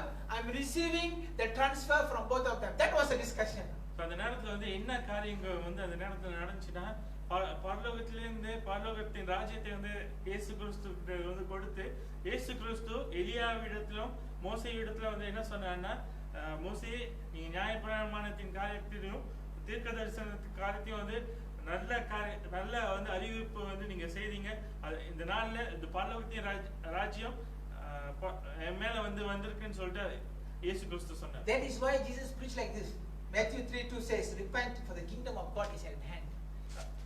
அதனால தான் வந்து மத்தேயு 3:2ல வந்து என்ன சொல்லப்பட்டிருக்குன்னா, இயேசு கிறிஸ்து சொன்னார், மனம் திரும்புங்க, பரலோக ராஜ்யம் சமீபமா. He is talking about himself. அவர் வந்து அவரை குறித்து சொன்னார். The kingdom of heaven has come on earth through a man, and he is representing the kingdom, and this was preached for 6,000 years, right from Elijah to Moses until the time of Jesus Christ. இயேசு கிறிஸ்து அந்த நேரத்துல அவரை வந்து தேவனுடைய ராஜ்யமாய் வந்து அந்த இடத்துல வந்து வைத்தார். இந்த காரியங்கள் வந்து 6000 ஆண்டுகளுக்கு முன்பாக வந்து தீர்க்க தரிசனங்களாயும் நியாயப்பிரமாணமாய் வந்து போதிக்கப்பட்டிருந்துச்சு. So today what God is expecting? இந்த நாள்ல என்ன காரியங்கள் வந்து தேவன் நம்மிடத்துல எதிர்பார்க்கிறார்? God wants to transfer the same anointing to you. இந்த நாள்ல அதே காரியத்தை நம்மளிடத்துல வந்து கொடுக்கிறதுக்கு தேவன் விரும்புகிறார். God calls you for a transfer meeting early in the morning. அனுதினமும் அதிகாலையில தேவன் கொடுக்கிற ஒரு கூட்டத்தை வந்து நம்மளோடு வந்து பண்ணும்படியாய் அழைக்கிறார். He calls you, come brother Melvin, come sister Caris, come pastor this, pastor that. I want to make a transfer money, transfer anointing, transfer power. I want to transfer to you. Come early in the morning, you are sleeping. இதனால carries போதகர்களே ஒவ்வொருவரும் வந்து தேவன் வந்து அழைக்கிறார். என்னோட வந்து இந்த கூட்டத்துக்கு வந்து வாங்க, இந்த கூட்டத்துல நீங்க வருகிற வேலையில உங்களுக்கு வந்து அநேக காரியங்களை வந்து நான் கொடுக்க விரும்புகிறேன். ஆனா நம்ம தூங்கி கொண்டிருக்கோம். That is the problem for all the Christians. இதுதான் வந்து எல்லா கிறிஸ்தவர்களுக்கும் இருக்கிற ஒரு பெரிய பிரச்சனை. You sleep a lot when the transfer is supposed to happen. நம்ம வந்து எப்ப அந்த காரியங்கள் கொடுக்கிற அந்த காரியங்கள் வந்து நடக்கணுமோ நம்ம தூங்கி கொண்டிருக்கோம். How to transfer? You sleeping. So நம்ம வந்து தூங்கி கொண்டிருக்கனால எப்படி அந்த காரியங்கள் வந்து நமக்கு கொடுக்கப்படும்? Look at the same spirit that is in the churches today was upon Peter. Look at this Peter. I want to tell something interesting. இந்த நாள்ல சபைகள்ல இருக்கிற இப்படிப்பட்ட ஒரு ஆவியானது அந்த நேரத்துல வந்து பேதுரு மேலயே வந்து இருந்துச்சு. Look at verse 4 in Matthew chapter 17 verse 4. மத்தேயு 17வது அதிகாரம் 4வது வசனம். If you want to read this the whole story, you can read from Matthew chapter 17 verse 2 to 9. The whole thing is there. The transfiguration thing is there. But I want to pick verse 4. இந்த எல்லா காரியங்களும் இந்த சம்பவம் மத்தேயு 17வது அதிகாரம் 2ல இருந்து 9வது வசனத்துக்குள்ள வந்து போடப்பட்டிருக்கு. ஆனா இந்த நாள்ல 4வது வசனத்துக்கு நம்ம பார்ப்போம். Then answered Peter, அப்பொழுது பேதுரு இயேசுவை நோக்கி, and said to the Lord Jesus, இயேசுவை நோக்கி, it is good for us to be here. ஆண்டவரே நாம் இங்கே இருப்பது நல்லது. If thou will, உமக்கு சித்தமானால், let us make 3 tabernacles, one for thee, one for Moses, and one for Elijah. இங்கே உமக்கு ஒரு கூடாரமும் மோசேக்கு ஒரு கூடாரமும் எலியாவுக்கு ஒரு கூடாரமுமாக 3 கூடாரங்கள் போடுவோம் என்றார். Do you know what was the problem of Peter? அதனால பேதுருவோட பிரச்சனை என்ன? God say, kingdom of heaven say, I don't want Moses, I don't want Elijah, I'm giving Jesus Christ. He is saying, let's keep these 2 dead men with us. பரலோகம் வந்து என்ன சொல்லு அந்த நேரத்துல வந்து என்ன சொல்லுதுன்னா, எலியா வந்து வேணா, மோசே வேணா, இயேசு கிறிஸ்து வந்து உங்களுக்கு கொடுக்குறேன்னு. ஆனா அவங்க பேதுரு வந்து என்ன சொல்றாங்கன்னா, நம்ம 3 பேருக்கு வந்து 3 கூடாரம் போடுறேன். He wants the dead people alive. Heaven said, no, remove this one, all done, over ready, complete ready. You just need Jesus. He said, no, let's have 3 tents and let's have all these dead people with us. மரித்து போனவர்கள் வந்து தேவையில்லை, இயேசு கிறிஸ்து போதும்னு சொல்லிட்டு பரலோகம் வந்து சொல்லுகிறது. ஆனா பேதுரு என்ன சொல்றாங்கன்னா, இந்த மரித்தவர்களையும் சேர்த்து 3 கூடாரம் போடலாம். This is how the church is today. இப்படிதான் வந்து சபைகளும் இருக்கு இந்த நாள்ல. Church want what heaven don't want, church wants. எந்த காரியங்கள் பரலோகம் வேணாம்னு சொல்லுதோ சபை வந்து வேணும்னு சொல்லிட்டு எடுத்துக்கொள்கிறது. What are the examples? என்ன உதாரணம்? The church want ritual. சபையானது ஒரு சடங்கை வந்து எதிர்பார்க்கிறது. Heaven says get rid of all this ritual. I don't want all this ritual thing.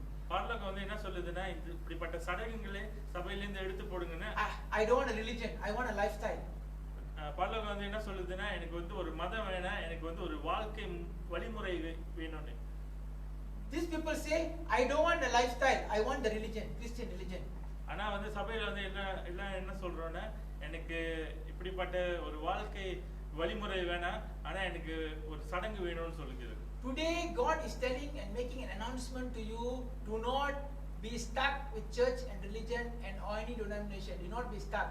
That is already over. That is Moses, that is Elijah, it's over. இதனால ஒரு சபையிலயோ ஒரு கலாச்சாரத்திலயும் ஒரு சடங்குலையும் வந்து மாட்டிக்கொள்ளாதபடிக்கு இந்த நாள்ல நம்ம மறுரூபமாக வேண்டும், மாற வேண்டும். காரணம் அது வந்து எலியாவுடைய காரியம், மோசேயோட காரியங்கள் அது வந்து கடந்து போயிருச்சு. Today now you are the Jesus Christ. இன்னைக்கு நாம் வந்து இயேசு கிறிஸ்துவுக்குள்ள பூமியில இருக்கோம். You are the one who's supposed to shine before God. இதனால தேவனுக்கு முன்பாய் நம்ம தான் வந்து ஜொலிக்கிறவர்களா இருக்க வேண்டும். Your life must be shining in example to people. நம்மளுடைய வாழ்க்கை, நம்மளுடைய சாட்சி வந்து மற்றவங்களுக்கு ஒரு நல்ல சாட்சிகளா இருக்க வேண்டும். Don't call people to church. Don't call people to come to church. Show them the kingdom. இதனால ஜனங்களை வந்து சபைக்கு அழைக்க வேண்டாம், ஜனங்களிடத்துல பரலோக ராஜ்யத்தை நீங்க வெளிப்படுத்துங்க. Telling good news is not giving tracts. Telling good news is living a life testimony in this earth. இதனால ஒரு கைப்பிரதியை கொடுத்து ஆசீர்வதிக்கிறது ஒரு சாட்சி இல்ல. இதனால நம்ம சாட்சிகளாய் வாழுகிறது தான் வந்து ஒரு நல்ல சாட்சி. These are the rituals that church do. Having an open meeting. சபையில வந்து ஒரு சடங்கு வந்து எப்படியா நடக்குதுன்னா, ஒரு பெரிய திறந்த கூட்டத்தை வந்து வைப்பாங்க. And the open meeting is the people come and go. That is ritual. God says you must be an open meeting wherever you go. அந்த திறந்த கூட்டத்துல ஜனங்கள் வந்து கடந்து போவாங்க. ஆனா இந்த நாள்ல தேவன் வந்து என்ன சொல்லுகிறாருன்னா, நம்மளே வந்து அந்த திறந்த கூட்டமா இருக்க வேண்டும். Wherever you go, miracle happens. நம்ம எங்க போனாலும் வந்து அற்புதங்கள் அடையாளங்கள் நடக்கும். Whoever you talk to, they are blessed. யார்கிட்ட வந்து நம்ம பேசினோமோ அவங்க That ஆசீர்வதிக்கப்படுவாங்க. is why Jesus, wherever you go, everything happens by itself, because the kingdom was manifested. அதனால தான் இயேசு கிறிஸ்து எங்க போனாலும் எல்லா காரியங்களும் சரியா நடந்துச்சு. காரணம் பரலோகத்தின் ராஜ்யம் அவருக்குள்ள இருந்து வெளிப்பட்டுச்சு. Today you and I are supposed to be like that, not calling people to church and asking them to pay tithe and offering and this and that and all the nonsense. இதனால நம்மளும் வந்து அப்படியே வந்து இருக்க வேண்டும். இதனால ஜனங்களை வந்து சபைக்கு அழைத்து அவங்களிடத்து தசம்பாகம் காணிக்கை வந்து பெற்றுக்கொண்டு அவங்களோடு வந்து நம்ம சம்பாதிக்கிறது வந்து இல்ல. Don't ever ask people you're from which church, you are Christian or not, you're in what religion. They can be a Taoist, they can be a Buddhist, they can be atheist. If they need healing, give. இதனால எந்த ஜனங்களை வந்து பார்க்கிற வேளையில நீ வந்து எந்த மதம் எந்த இனம் நீ வந்து இப்படியா இருக்கிறியான்னு சொல்லிட்டு கேட்காத படிக்கு யாரா இருந்தாலும் அவங்களை ஆசீர்வதிக்கிறவர்களா இருக்க வேண்டும். God is liberating you Christians into kingdom citizen. இதனால தேவன் உங்களை மறுரூபப்படுத்துகிறார், மாற்றுகிறார், விடுதலை பண்ணுகிறார். நீங்க வந்து ஒரு பரலோகத்தின் குடிமகனாக Please மாறப்படுவீங்க. get rid of the ritual. இந்த நாள்ல இருக்கிற ஒவ்வொரு சடங்குல இருந்து வெளியாகணும். The ritual of coming to church, the ritual of praise and worship, the ritual of preaching, the ritual of giving tithe, all are ritual. இந்த நாள்ல சபைக்கு வருகிறது, ஆராதிக்கிறது, செய்தி வந்து கேட்கிறது, காணிக்கை கொடுக்கிறது, தசம்பாகம் கொடுக்கிறது, இப்படிப்பட்ட எல்லா சடங்குலையும் தான் வந்து நம்ம வெளியாக வேண்டும். And say, pastor preach a nice message, get lost. இதனால போதகர் வந்து ஒரு நல்ல செய்தியை கொடுத்தார். என்ன தெரியுமா சொல்றேன்? No, what am I trying to tell? What am I trying to tell? You are stuck with Moses and you want the dead man with you. இதனால நம்ம மரித்து போன மோசேயோடு நம்ம வந்து நம்ம கடந்து போய் கொண்டிருக்கோம். அந்த காரியத்தை வந்து நம்ம வாழ்க்கையில எடுத்து போட வேண்டும். You are telling to Jesus, let's make a tent for Moses, let's make a tent for Elijah. We keep the dead people around. இதனால நம்ம இயேசு கிட்ட என்ன சொல்றோம்னா நம்ம மோசேக்கு ஒரு கூடாரமும் எலியாவுக்கு ஒரு சொல்லிட்டு வந்து போடுவோம்னு சொல்லிட்டு மரித்தவங்களுக்கு ஒரு கூடாரம் போடுவோம்னு சொல்லிக்கிறோம். You read that verse continuously, you will get surprised. Let's read verse 5. தொடர்ந்து இந்த வசனத்தை வாசிக்கிற 17:5, Matthew 17:5. While மத்தேயு 17:5 while he was yet speaking, அவர் பேசுகையில் யார் பேசுறா? Who is talking? அவன் Peter is talking. Peter is talking. A bright cloud overshadowed him, and behold, a voice out of the cloud said, "This is my beloved son, in whom I am well pleased. Hear to him." ஐந்தாவது வசனம், அவன் பேசுகையில் இதோ ஒளியுள்ள ஒரு மேகம் அவர் மேல் நிழலிட்டது. இவர் என்னுடைய நேசகுமாரன், இவரில் பிரியமாய் இருக்கிறேன், இவருக்கு செவி கொடுங்கள் என்று அந்த மேகத்திலிருந்து ஒரு சத்தம் உண்டாயிற்று. You know, Peter haven't finished talking, you know. God said, "Shut up." பேதுரு வந்து இன்னும் பேசிக்கொண்டு முடிக்கல. ஆனா தேவன் வந்து என்ன சொல்றாருன்னா நீ வாயை மூடு. Shut up, don't talk about the dead man. This is the person you're supposed to follow. Follow him. He is my son. அந்த நேரத்துல வந்து தேவன் வந்து என்ன சொல்றாருன்னா மரித்து போனவங்க வந்து மரித்து போனவங்களா இருக்கட்டும், நீ வந்து பின்பற்ற வேண்டியது இயேசு கிறிஸ்துவே, இவர் வந்து என்னோட நேசகுமாரனா இருக்கிறார். You follow whatever Jesus say, that is more than enough. நீ இயேசு கிறிஸ்து சொன்ன காரியத்தை நீ வந்து செய்கிற வேளையில அதுவே வந்து உனக்கு போதுமா இருக்குது. Read verse 8. And when the disciples heard it, they fell to their face and they were so afraid.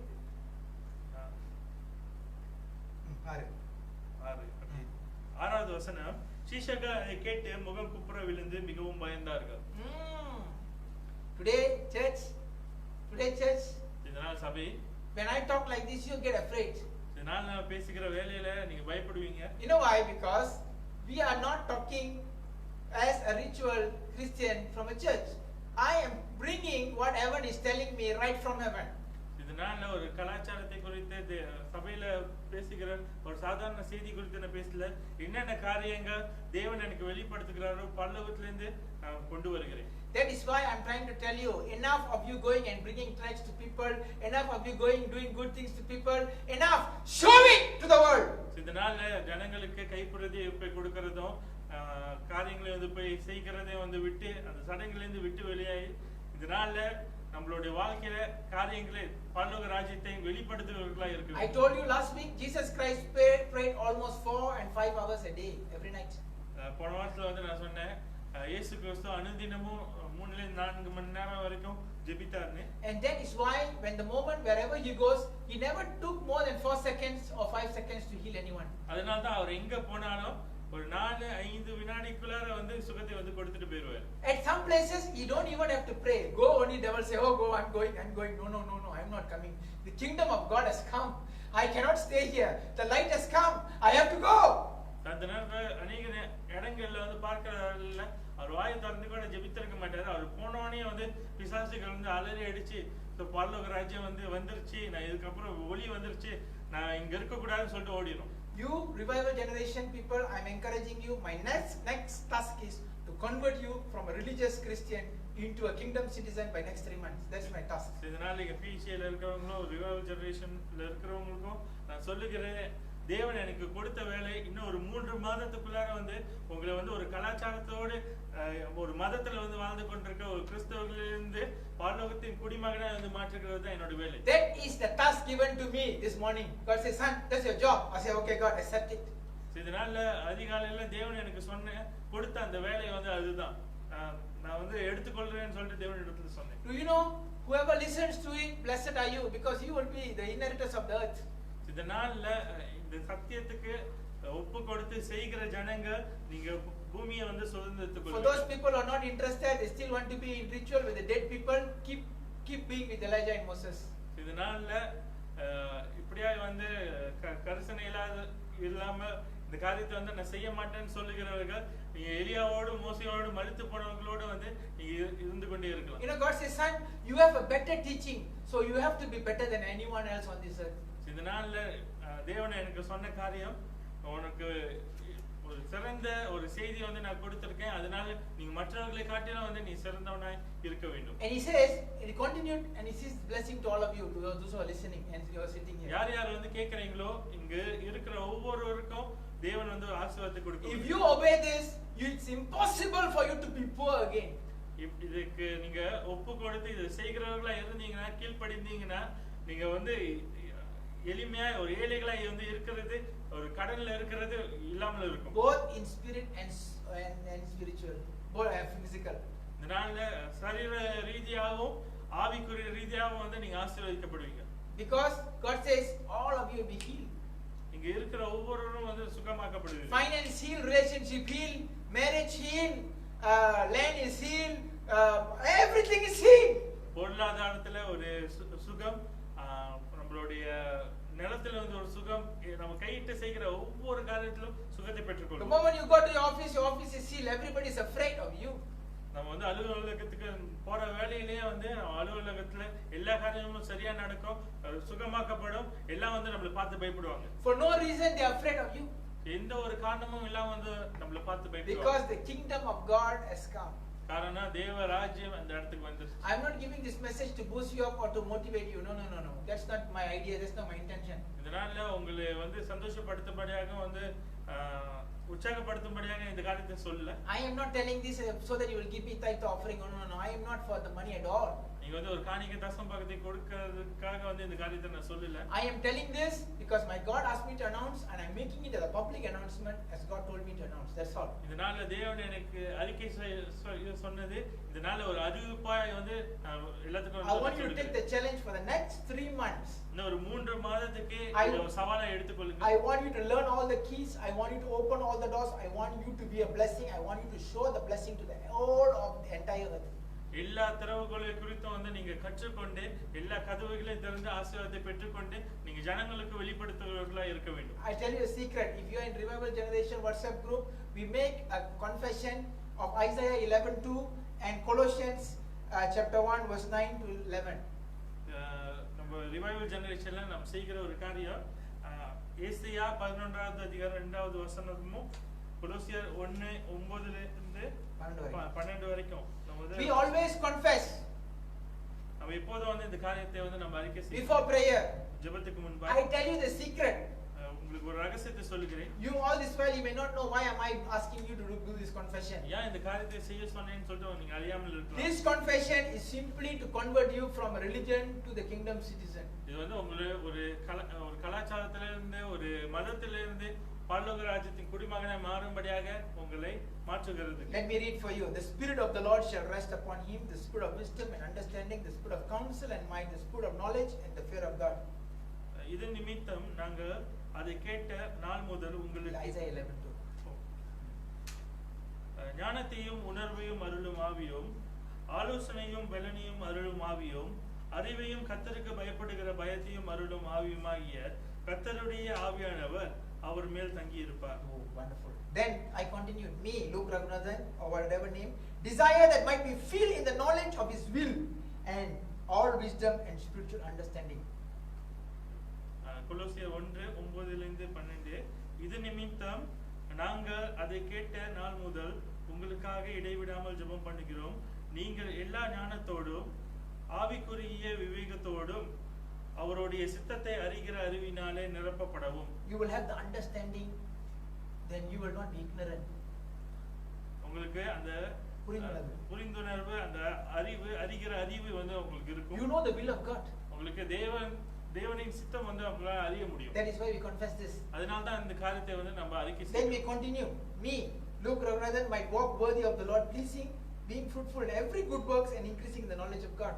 10வது வசனம், சகலவித நற்கிரியைகளுமாகிய கனிகளை தந்து தேவனை அறிகிற அறிவில் விருத்தி அடைந்து கர்த்தருக்கு பிரியமுண்டாக அவருக்கு பாத்திரராய் நடந்து கொள்ளவும். You see, you will have knowledge when you confess this. இந்த காரியத்தை நீங்க சொல்லுகிற அறிக்கை செய்கிற வேளையில உங்களுக்கு ஞானம் அறிவு வந்து வருகிறது. Knowledge means ignorance is the biggest mistake.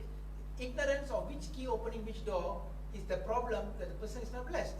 இதனால எந்த சாவி எந்த கதவை திறக்கும்னு சொல்லிட்டு அறியாமல் இருக்கிறது தான் வந்து நமக்கு ஒரு சாபத்தை கொண்டு வருகிறது. So when you pray like this, you will get the knowledge which key will open which door. That's why we are teaching you now.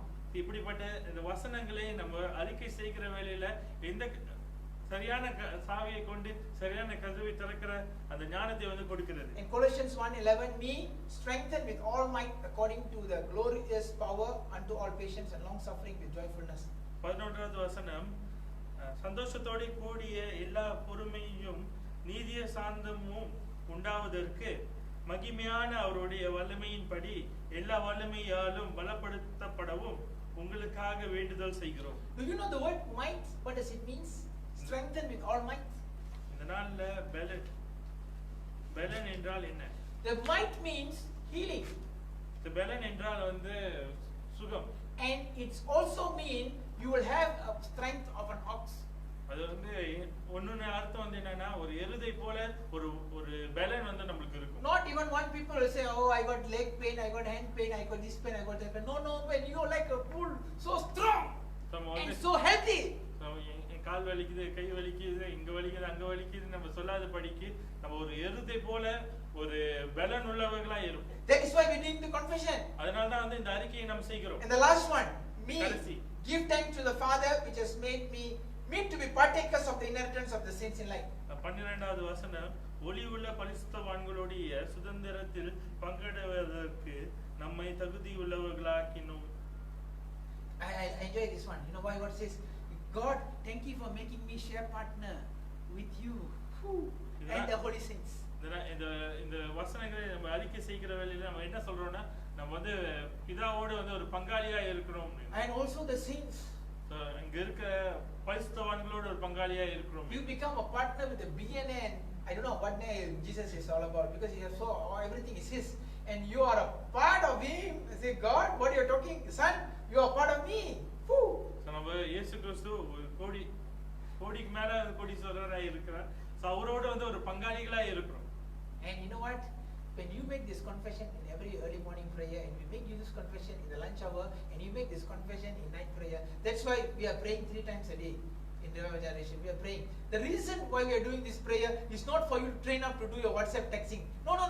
We are changing you from being a mere religious people to the kingdom citizen for you to be a blessing to the entire earth. So அதிகாலையிலும் lunch அவர் பிரேயர்லயும் இரவுலயும் வந்து ஜெபத்துல இந்த காரியங்களை ஏன் வந்து அறிக்கை செய்ய சொல்றோம்னா நீங்க ஒரு மதத்திலிருந்து ஒரு பரலோகத்தின் குடிமகனாய் வந்து நீங்க மாறும்படியாக இந்த காரியத்தை அறிக்கை செய்கிற வேளையில நீங்க அப்படியே வந்து மாறுகிறீர்கள். Daniel prayed 3 times a day. So தானியேல் 3 வேளை ஜெபித்தார். I make sure you pray 3 times a day. So நீங்களும் வந்து 3 வேளை ஜெபிக்கும்படியா நான் வந்து காரியங்களை வைத்திருக்கேன். Minimum we make sure one day you read at least one chapter, at least Deuteronomy chapter 26.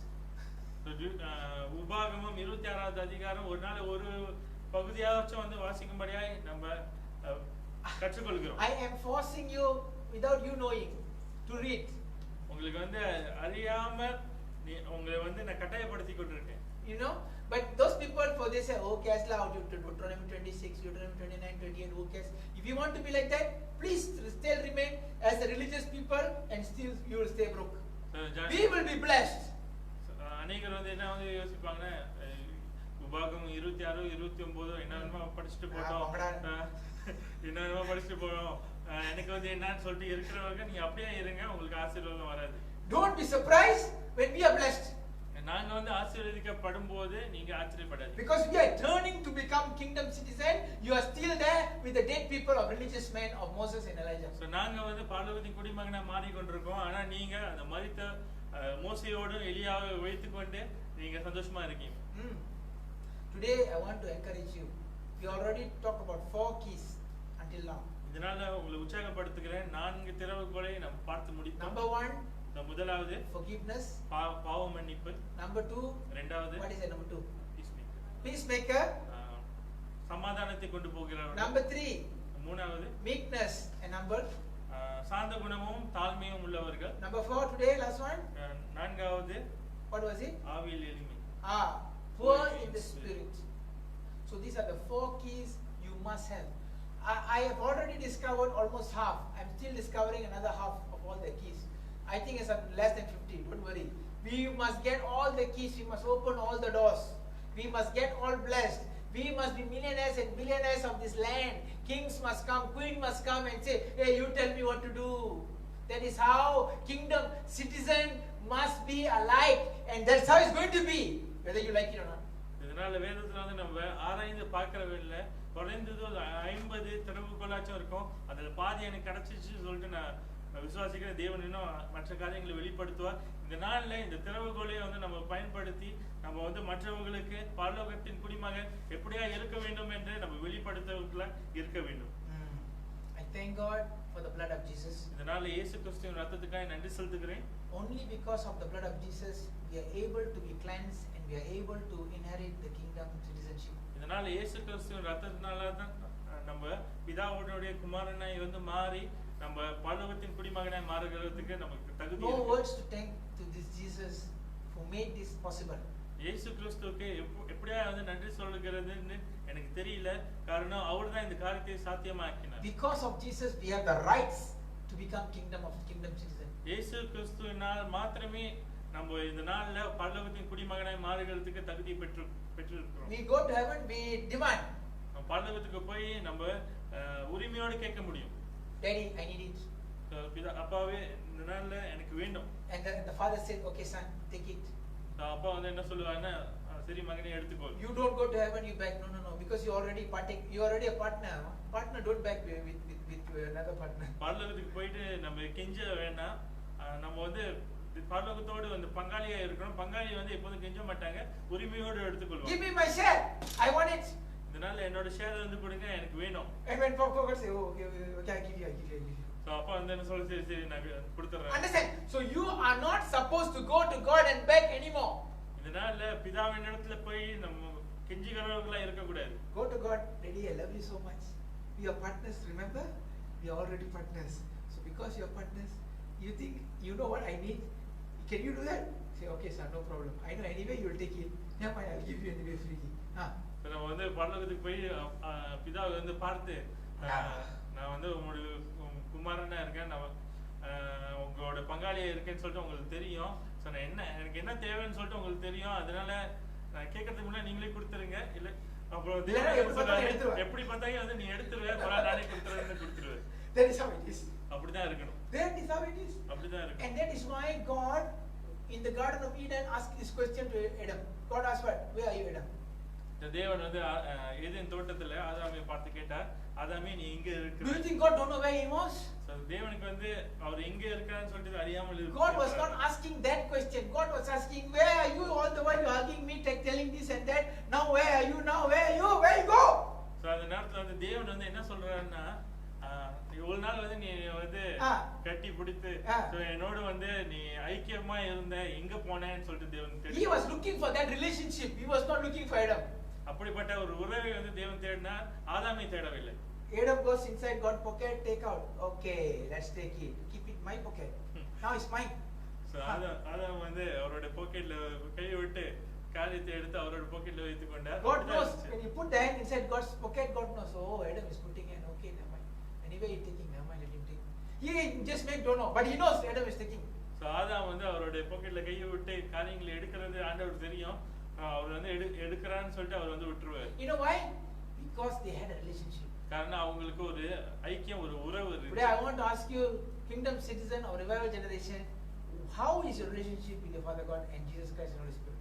இந்த நாள்ல ரிவைவல் ஜெனரேஷன் இருக்கிறவங்க இங்க இருக்கிறவங்களுக்கும் நான் என்ன கேக்குறேன்னா, அப்பா பிதாவுக்கும் இயேசு கிறிஸ்துவுக்கும் பரிசுத்த ஆவியானவருக்கும் இருக்கிற உங்களோட உறவு அது எப்படி இருக்கு? How is it? Think about it. I want you to make sure that you have a close relationship with. Sometimes God makes hide and seek. அநேக நேரங்கள்ல வந்து தேவன் ஒளிந்து கொண்டு விளையாடி கொண்டிருப்பார். You know what I mean hide and seek? You pray, he don't answer. You feel so dry. You say, God, where are you? I'm talking about my experience. I don't know about you. Say, God, what are you? What are you doing? Then you keep praying, he never answers. Then he said, God, I'm tired. I'm sleeping. Okay, sleep. He is not appearing because he wants you to look for him. அநேக நேரங்கள்ல நம்ம ஜெபிக்கிற வேளையில தேவன் பதில் கொடுக்காத போல இருப்பார். ஆனா அவர் அந்த நேரத்துல நம்மள வந்து எதிர்பார்க்கிறார். Understand? When he is ignoring, that's the time you must seek for him. Where are you? Where are you? Where are you? Where are you? That's why David said, God, do not take away your spirit from me. Don't ever take away your spirit from me. That's all. That is his prayer. So தேவன் வந்து ஒளிந்திருக்கிற வேளையில அவர் நம்மளை தேடும்படியாய் வருவாங்கன்னு சொல்லிட்டு அவர் வந்து எதிர்பார்த்து கொண்டிருப்பார். When your prayer is not answered, prayer is not answered. நம்மளோட ஜெபம் வந்து கேட்கப்படாமல் இருந்தா கூட that is the time that God is hiding away from you. அந்த நேரத்துல வந்து தேவன் நம்மளிடத்துல இருந்து ஒளிந்திருக்கிறார். You got to seek for him. You say, God, I know you are trying to hide from me. No, I am not leaving this hide and seek game. I am searching you until I found you. இதனால நம்ம வந்து என்ன சொல்லணும்னா, நீங்க ஒளிந்திருக்கிறது எனக்கு தெரியும், ஆனா உங்களை கண்டுபிடிக்கிற வரைக்கும் வந்து நான் தேட போறேன். It's okay if you never give, but I am finding you anyway. நீங்க கொடுக்கலாம் கூட பரவாயில்லை, நான் உங்களை தேடி The கண்டுபிடிக்கிறேன். moment I find, I will take it anyway. உங்களை வந்து நான் கண்டுபிடிக்கிற வேளையில நான் காரியத்தை எடுத்துக்கொள்வேன். Understand? So your heart must be on that relationship and finding God every morning, and the kingdom will automatically display from your life. So நம்மளோட சிந்தனை எப்படியா இருக்குன்னா, அனுதினமும் அதிகாலையில தேவனோட சமூகத்தை தேடி அவரை தேடுகிற ஜனங்களா இருக்கணும். Whenever Satan comes, put sin in your life. The Satan put black paint on your body. You look like I don't know how to say black thing. You quickly go to Jesus. Jesus, the Satan already put black paint on me. You see, I look like orangutan. So now you please cleanse me. You don't know how to say. அதிகாலையில வந்து பிசாசானவர் நம்ம மேல வந்து கருப்பு சாயத்தை வந்து போட்டு நம்ம வந்து கருப்பு மனிதனை போல அந்த மாதிரி இருக்கிற வேலை நம்ம வந்து தேவனோட சமூகத்துல போயிட்டு அடரே இங்க பாருங்க பிசாசு கருப்பு சாயத்தை என் மேல வந்து பூசிட்டா நான் கருப்பு மனிதனா இருக்கேன், இதனால என்ன சுத்திகரிங்கன்னு சொல்லுவோம். After you wash, you start glowing ready. அவர் வந்து கழுவின பிறகு நம்ம வந்து திருப்பி ஜொலிக்கலாம். Now I'm glowing. Okay, now let's where is Father God? This is the relationship that you must have in your prayer every morning. அதுக்கப்புறம் வந்து நம்ம பிதாவை வந்து தேடி கொண்டிருக்கிறவங்களா இருக்கணும். அப்படிதான் வந்து நம்மளுடைய உறவு. He play I didn't seek. Oh, okay, never mind. I seek you. Oh, no, you're lying. No, I find you anyway. Like that. You seek until you find. So ஒளிந்திருக்கிற வேலை அவர் வந்து தேடி கொண்டிருக்கணும். அவர் வந்து கண்டுபிடிக்கிற வரைக்கும் அவர் தேட வேண்டும். That is why God loved Job so much, you know. You know why God loved Job so much? It's because he seek God every day without fail. அதனால தான் வந்து யோபு தேவன் மிகவும் வந்து பிரியமா இருந்தா நேசித்தார். காரணம் அனுதினமும் யோபு தேவனை வந்து தேடினார். Until to a point God bragging about Job to Satan. அவர் இப்படியே ஒரு காலகட்டத்துல வந்து பார்க்கும்போது யோபுவை குறித்து தேவன் பிசாசின் முன்பாய் வந்து அவர் look at my son, look at it. What you devil, look at that fellow. Look at them. You know why? Because he was a man who seek God every day without fail. He loved God so much. யோபு வந்து தேவனை வந்து மிகவும் நேசிக்கிறவராய் இருந்தார். அதனால் தேவன் பிசாசுக்கு முன்பாக வந்து யோபை குறித்து மிகவும் பெருமையாக வந்து பேசினார். God set him up in a trouble. தேவன் வந்து அவர் வந்து ஒரு பிரச்சனைக்குள்ள வந்து கடந்து போக அனுமதித்தார். And yet God hoping, hey, Job, don't give up now, because I already talked so proudly about you, and now please don't give up, huh? Okay. Satan said, you give him everything. That's why, look, you take out and see what he say. He'll curse you. அந்த நேரத்துல வந்து அப்படியே வந்து தேவன் செய்கிற வேலையில பிசாசான வந்து கரெக்டா தேவன் வந்து மாட்டி விடும்படியா என்ன சொன்னா, நீ வந்து எல்லாத்தையும் கொடுத்து வைத்திருக்கிறதுனால தான் அவர் வந்து ஆசீர்வாதமா இருக்கா, நீ எல்லாத்தையும் எடுத்துட்டா உங்களை வந்து சாபமா வந்து சொல்லுவாங்க. Today your blessings may be taken away. இதனால நம்மளோட ஆசீர்வாதங்கள் வந்து எடுத்துக்கொள்ளப்படலாம். Today you may see God is far away from your life. நம்மளோட வாழ்க்கையில இருந்து தேவன் தூரமா இருக்கிறதை நம்ம பார்க்கலாம். Today you may see you are not really living in a great blessing life, you are really suffering or you are having a difficult time. இதனால ஒரு கஷ்டமான சூழ்நிலையில நம்ம கடந்து போய் God is telling you he is going to bless you today. தேவன் வந்து என்ன சொல்லுகிறார்னா, இன்றைய நாள்ல உன்னை ஆசீர்வதிக்க போகிறேன். Because you are found worthy of the blessing. காரணம் நீ அந்த ஆசீர்வாதத்துக்கு நீ பாத்திரவானா இருக்கிற. Even though you are living a difficult time, you still want to seek me, and because you seek me, you shall be found.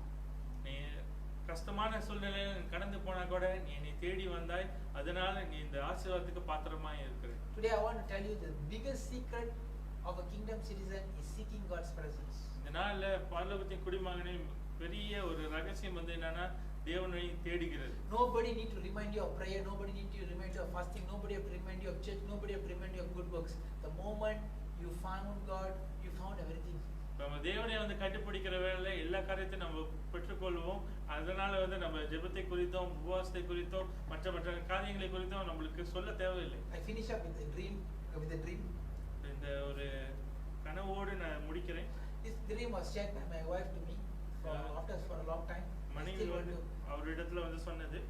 She said she saw a dream that some Malay woman is bringing some money and giving to her and say use it for ministry. ஒரு மலாய்க்கார ஒரு பெண்மணி ஒரு பணத்தை வந்து கையில வந்து கொடுத்து இந்த ஊழியத்துக்காக நீ பயன்படுத்திக்கொள்ளுன்னு சொல்லிட்டு கொடுத்தது. God reminded me about the dream. அந்த கனவை குறித்து தேவன் ஞாபகப்படுத்தினார். Son, this is the time is going to happen. இந்த காலகட்டத்துல தான் வந்து இந்த காரியம் நடக்க போகுது. You know what?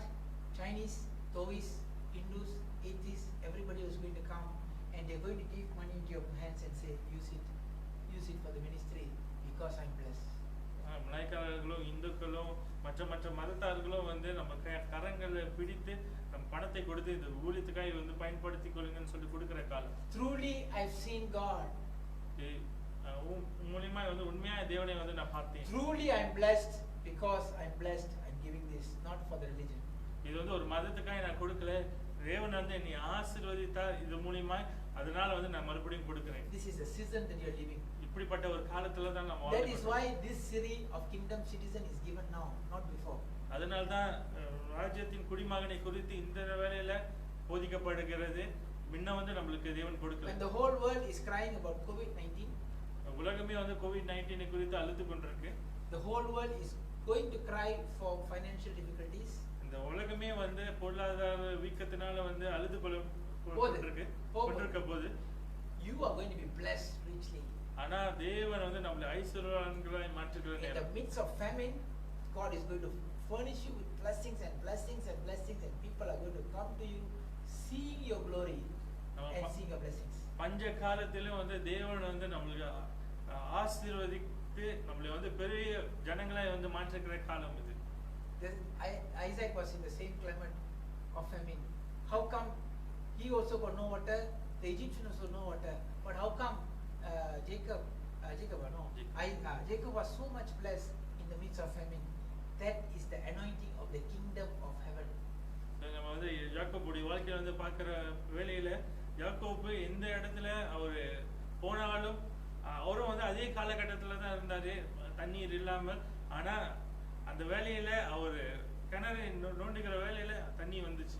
Not only water, he was blessed. அவர் வந்து ஐஸ்வர்யவானாய் வந்து அந்த காலகட்டத்திலயும் வந்து இருந்தார். Everybody was saying no money, he was the one having so much riches. எல்லாத்துக்கும் வந்து பணம் இல்லாமல் இருந்துச்சு, ஆனா அவருக்கு மாத்திரம் பணம் இருந்துச்சு. In today's example, like everybody's house been loaned by the bank, okay, been taken away by the bank by mortgage, and you are building another 3 houses, just like that. இதனால இந்த காலகட்டத்துல பார்க்கிற வேலையில ஸோ நம்மளோட வீடு வந்து நம்ம காசு கட்ட முடியாதபடிக்கு பேங்க் வந்து நம்மளோட இல்லை மற்றவங்கள மற்றவங்களோட நம்ம வீடை வந்து தடை பண்ணிட்டு போற வேலையில நம்ம அந்த வேலையில 3 வீடு வாங்குற அந்த சூழ்நிலை மாதிரி.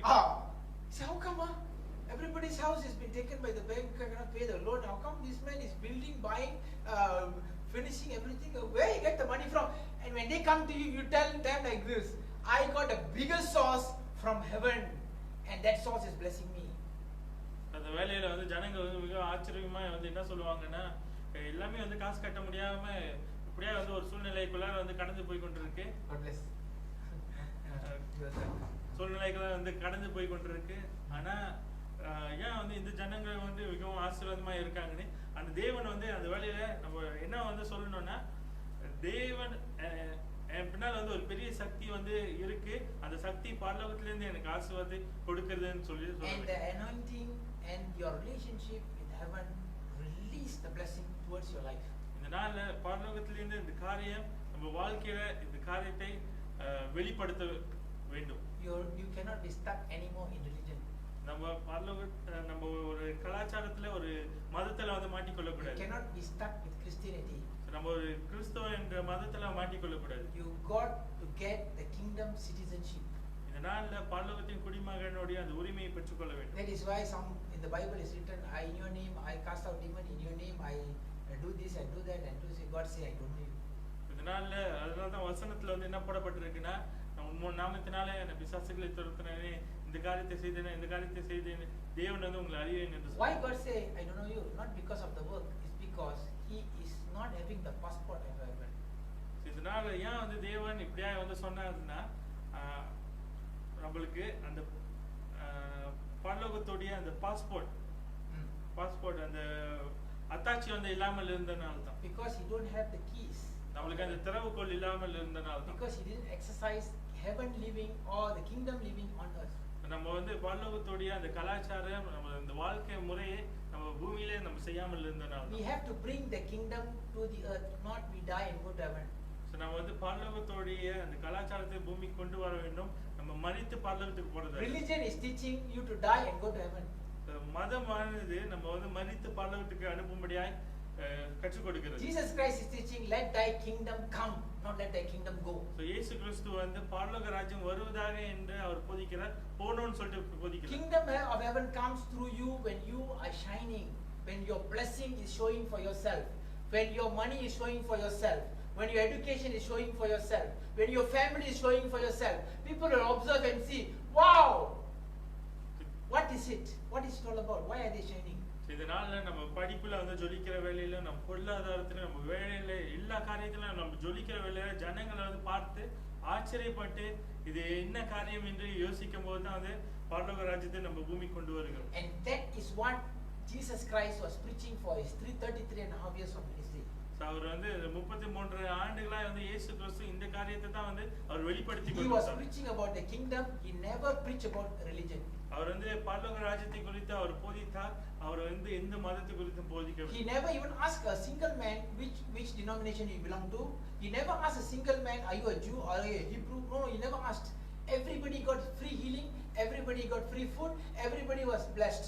அவர் வந்து யாரையும் வந்து பார்த்து நீ எந்த மதம், நீ எந்த இனம், எங்கிருந்து வந்திருக்கேன்னு சொல்லிட்டு அவர் வந்து கேட்கல.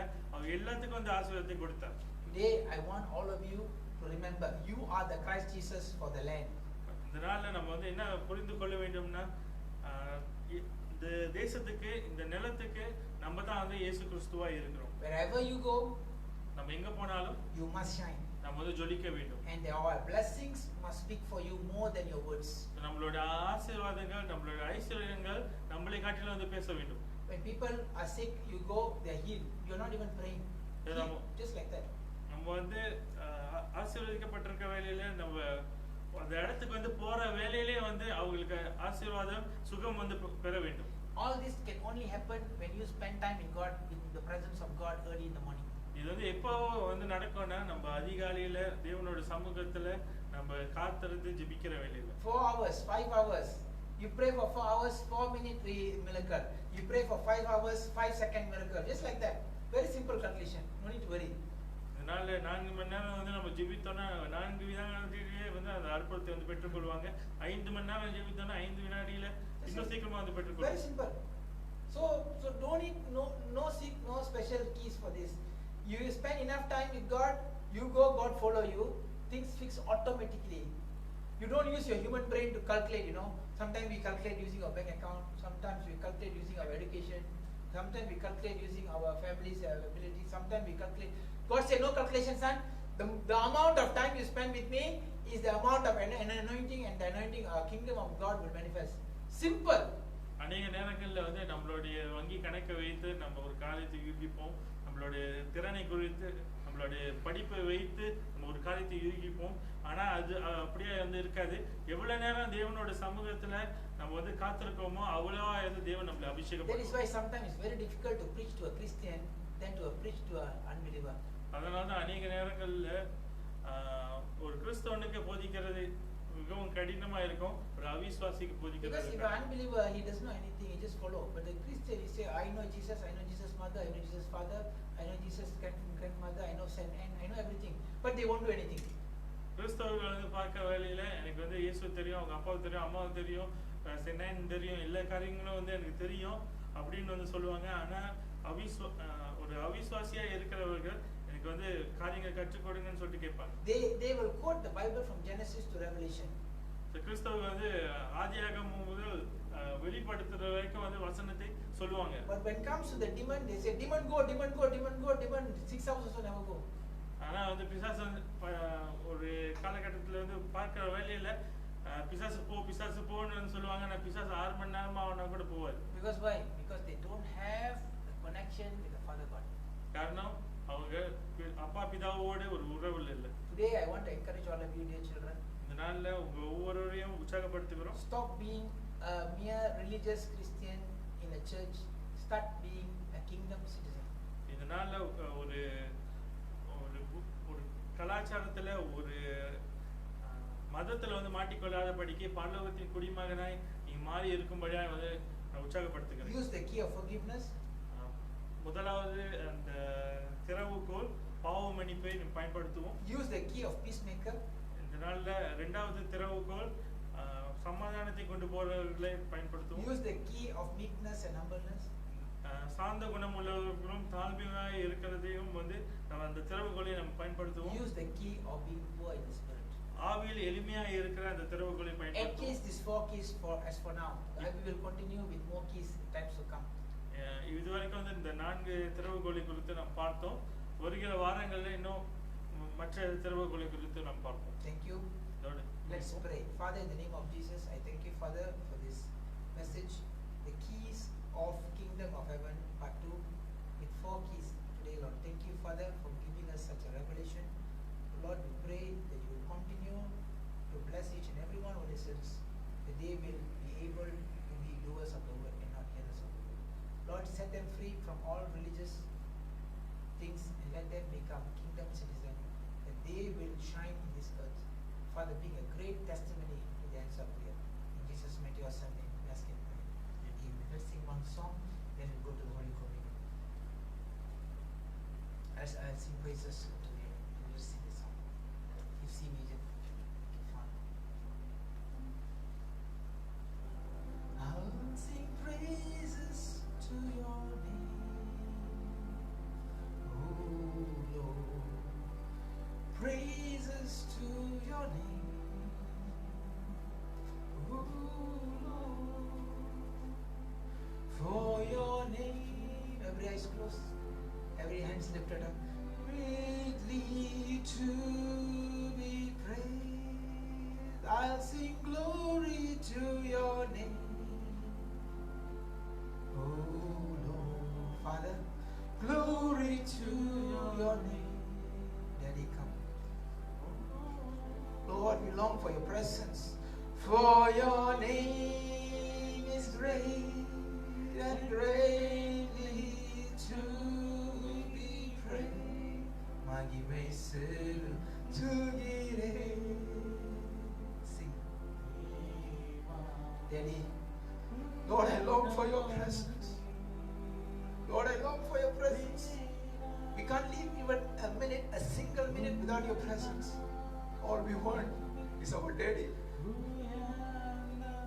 நாமமே மகிமை செலுத்துகிறேன்.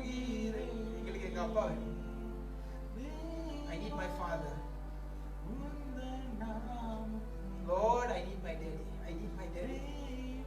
So badly. Rabasata. Namame uyanda namame. I'll sing praises to your name. Daddy, everyone who listened to the message, everyone who responded to the message, I pray, Lord, that their face will shine from today. The kingdom keys will be explained and the kingdom will manifest right wherever they are. I pray for all the homes.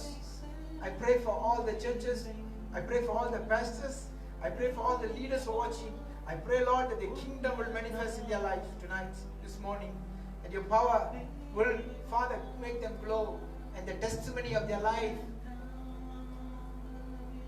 will draw people. You will make the wind to blow. And you will send the quail to the camp this morning.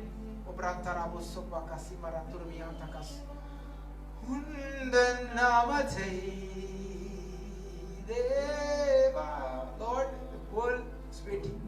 The whole world is waiting for your manifestation of sons of God. Children, listen, the whole world is waiting for you. May I sing praises to your name. Don't say tomorrow. Tomorrow may never come. Tell God, God, here am I, Lord, use me.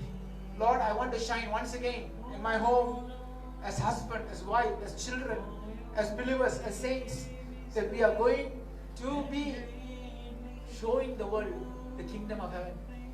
Thank you, Father. Let's take a few minutes to pray in tongues before we finish.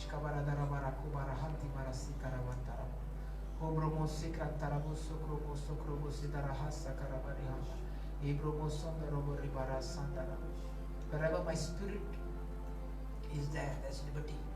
God says, I'm delivering the land. No illness can touch you. No financial crisis can hit you, because you are connected to a higher source in heaven. And I shall make you shine as you love me with all my heart and soul. Thank you, Father, for your word. I pray and I bless all those people who are here and watching. I pray that the power of God, the blessing of God shall rest with me. In Jesus' mighty awesome name, we ask and pray. Amen.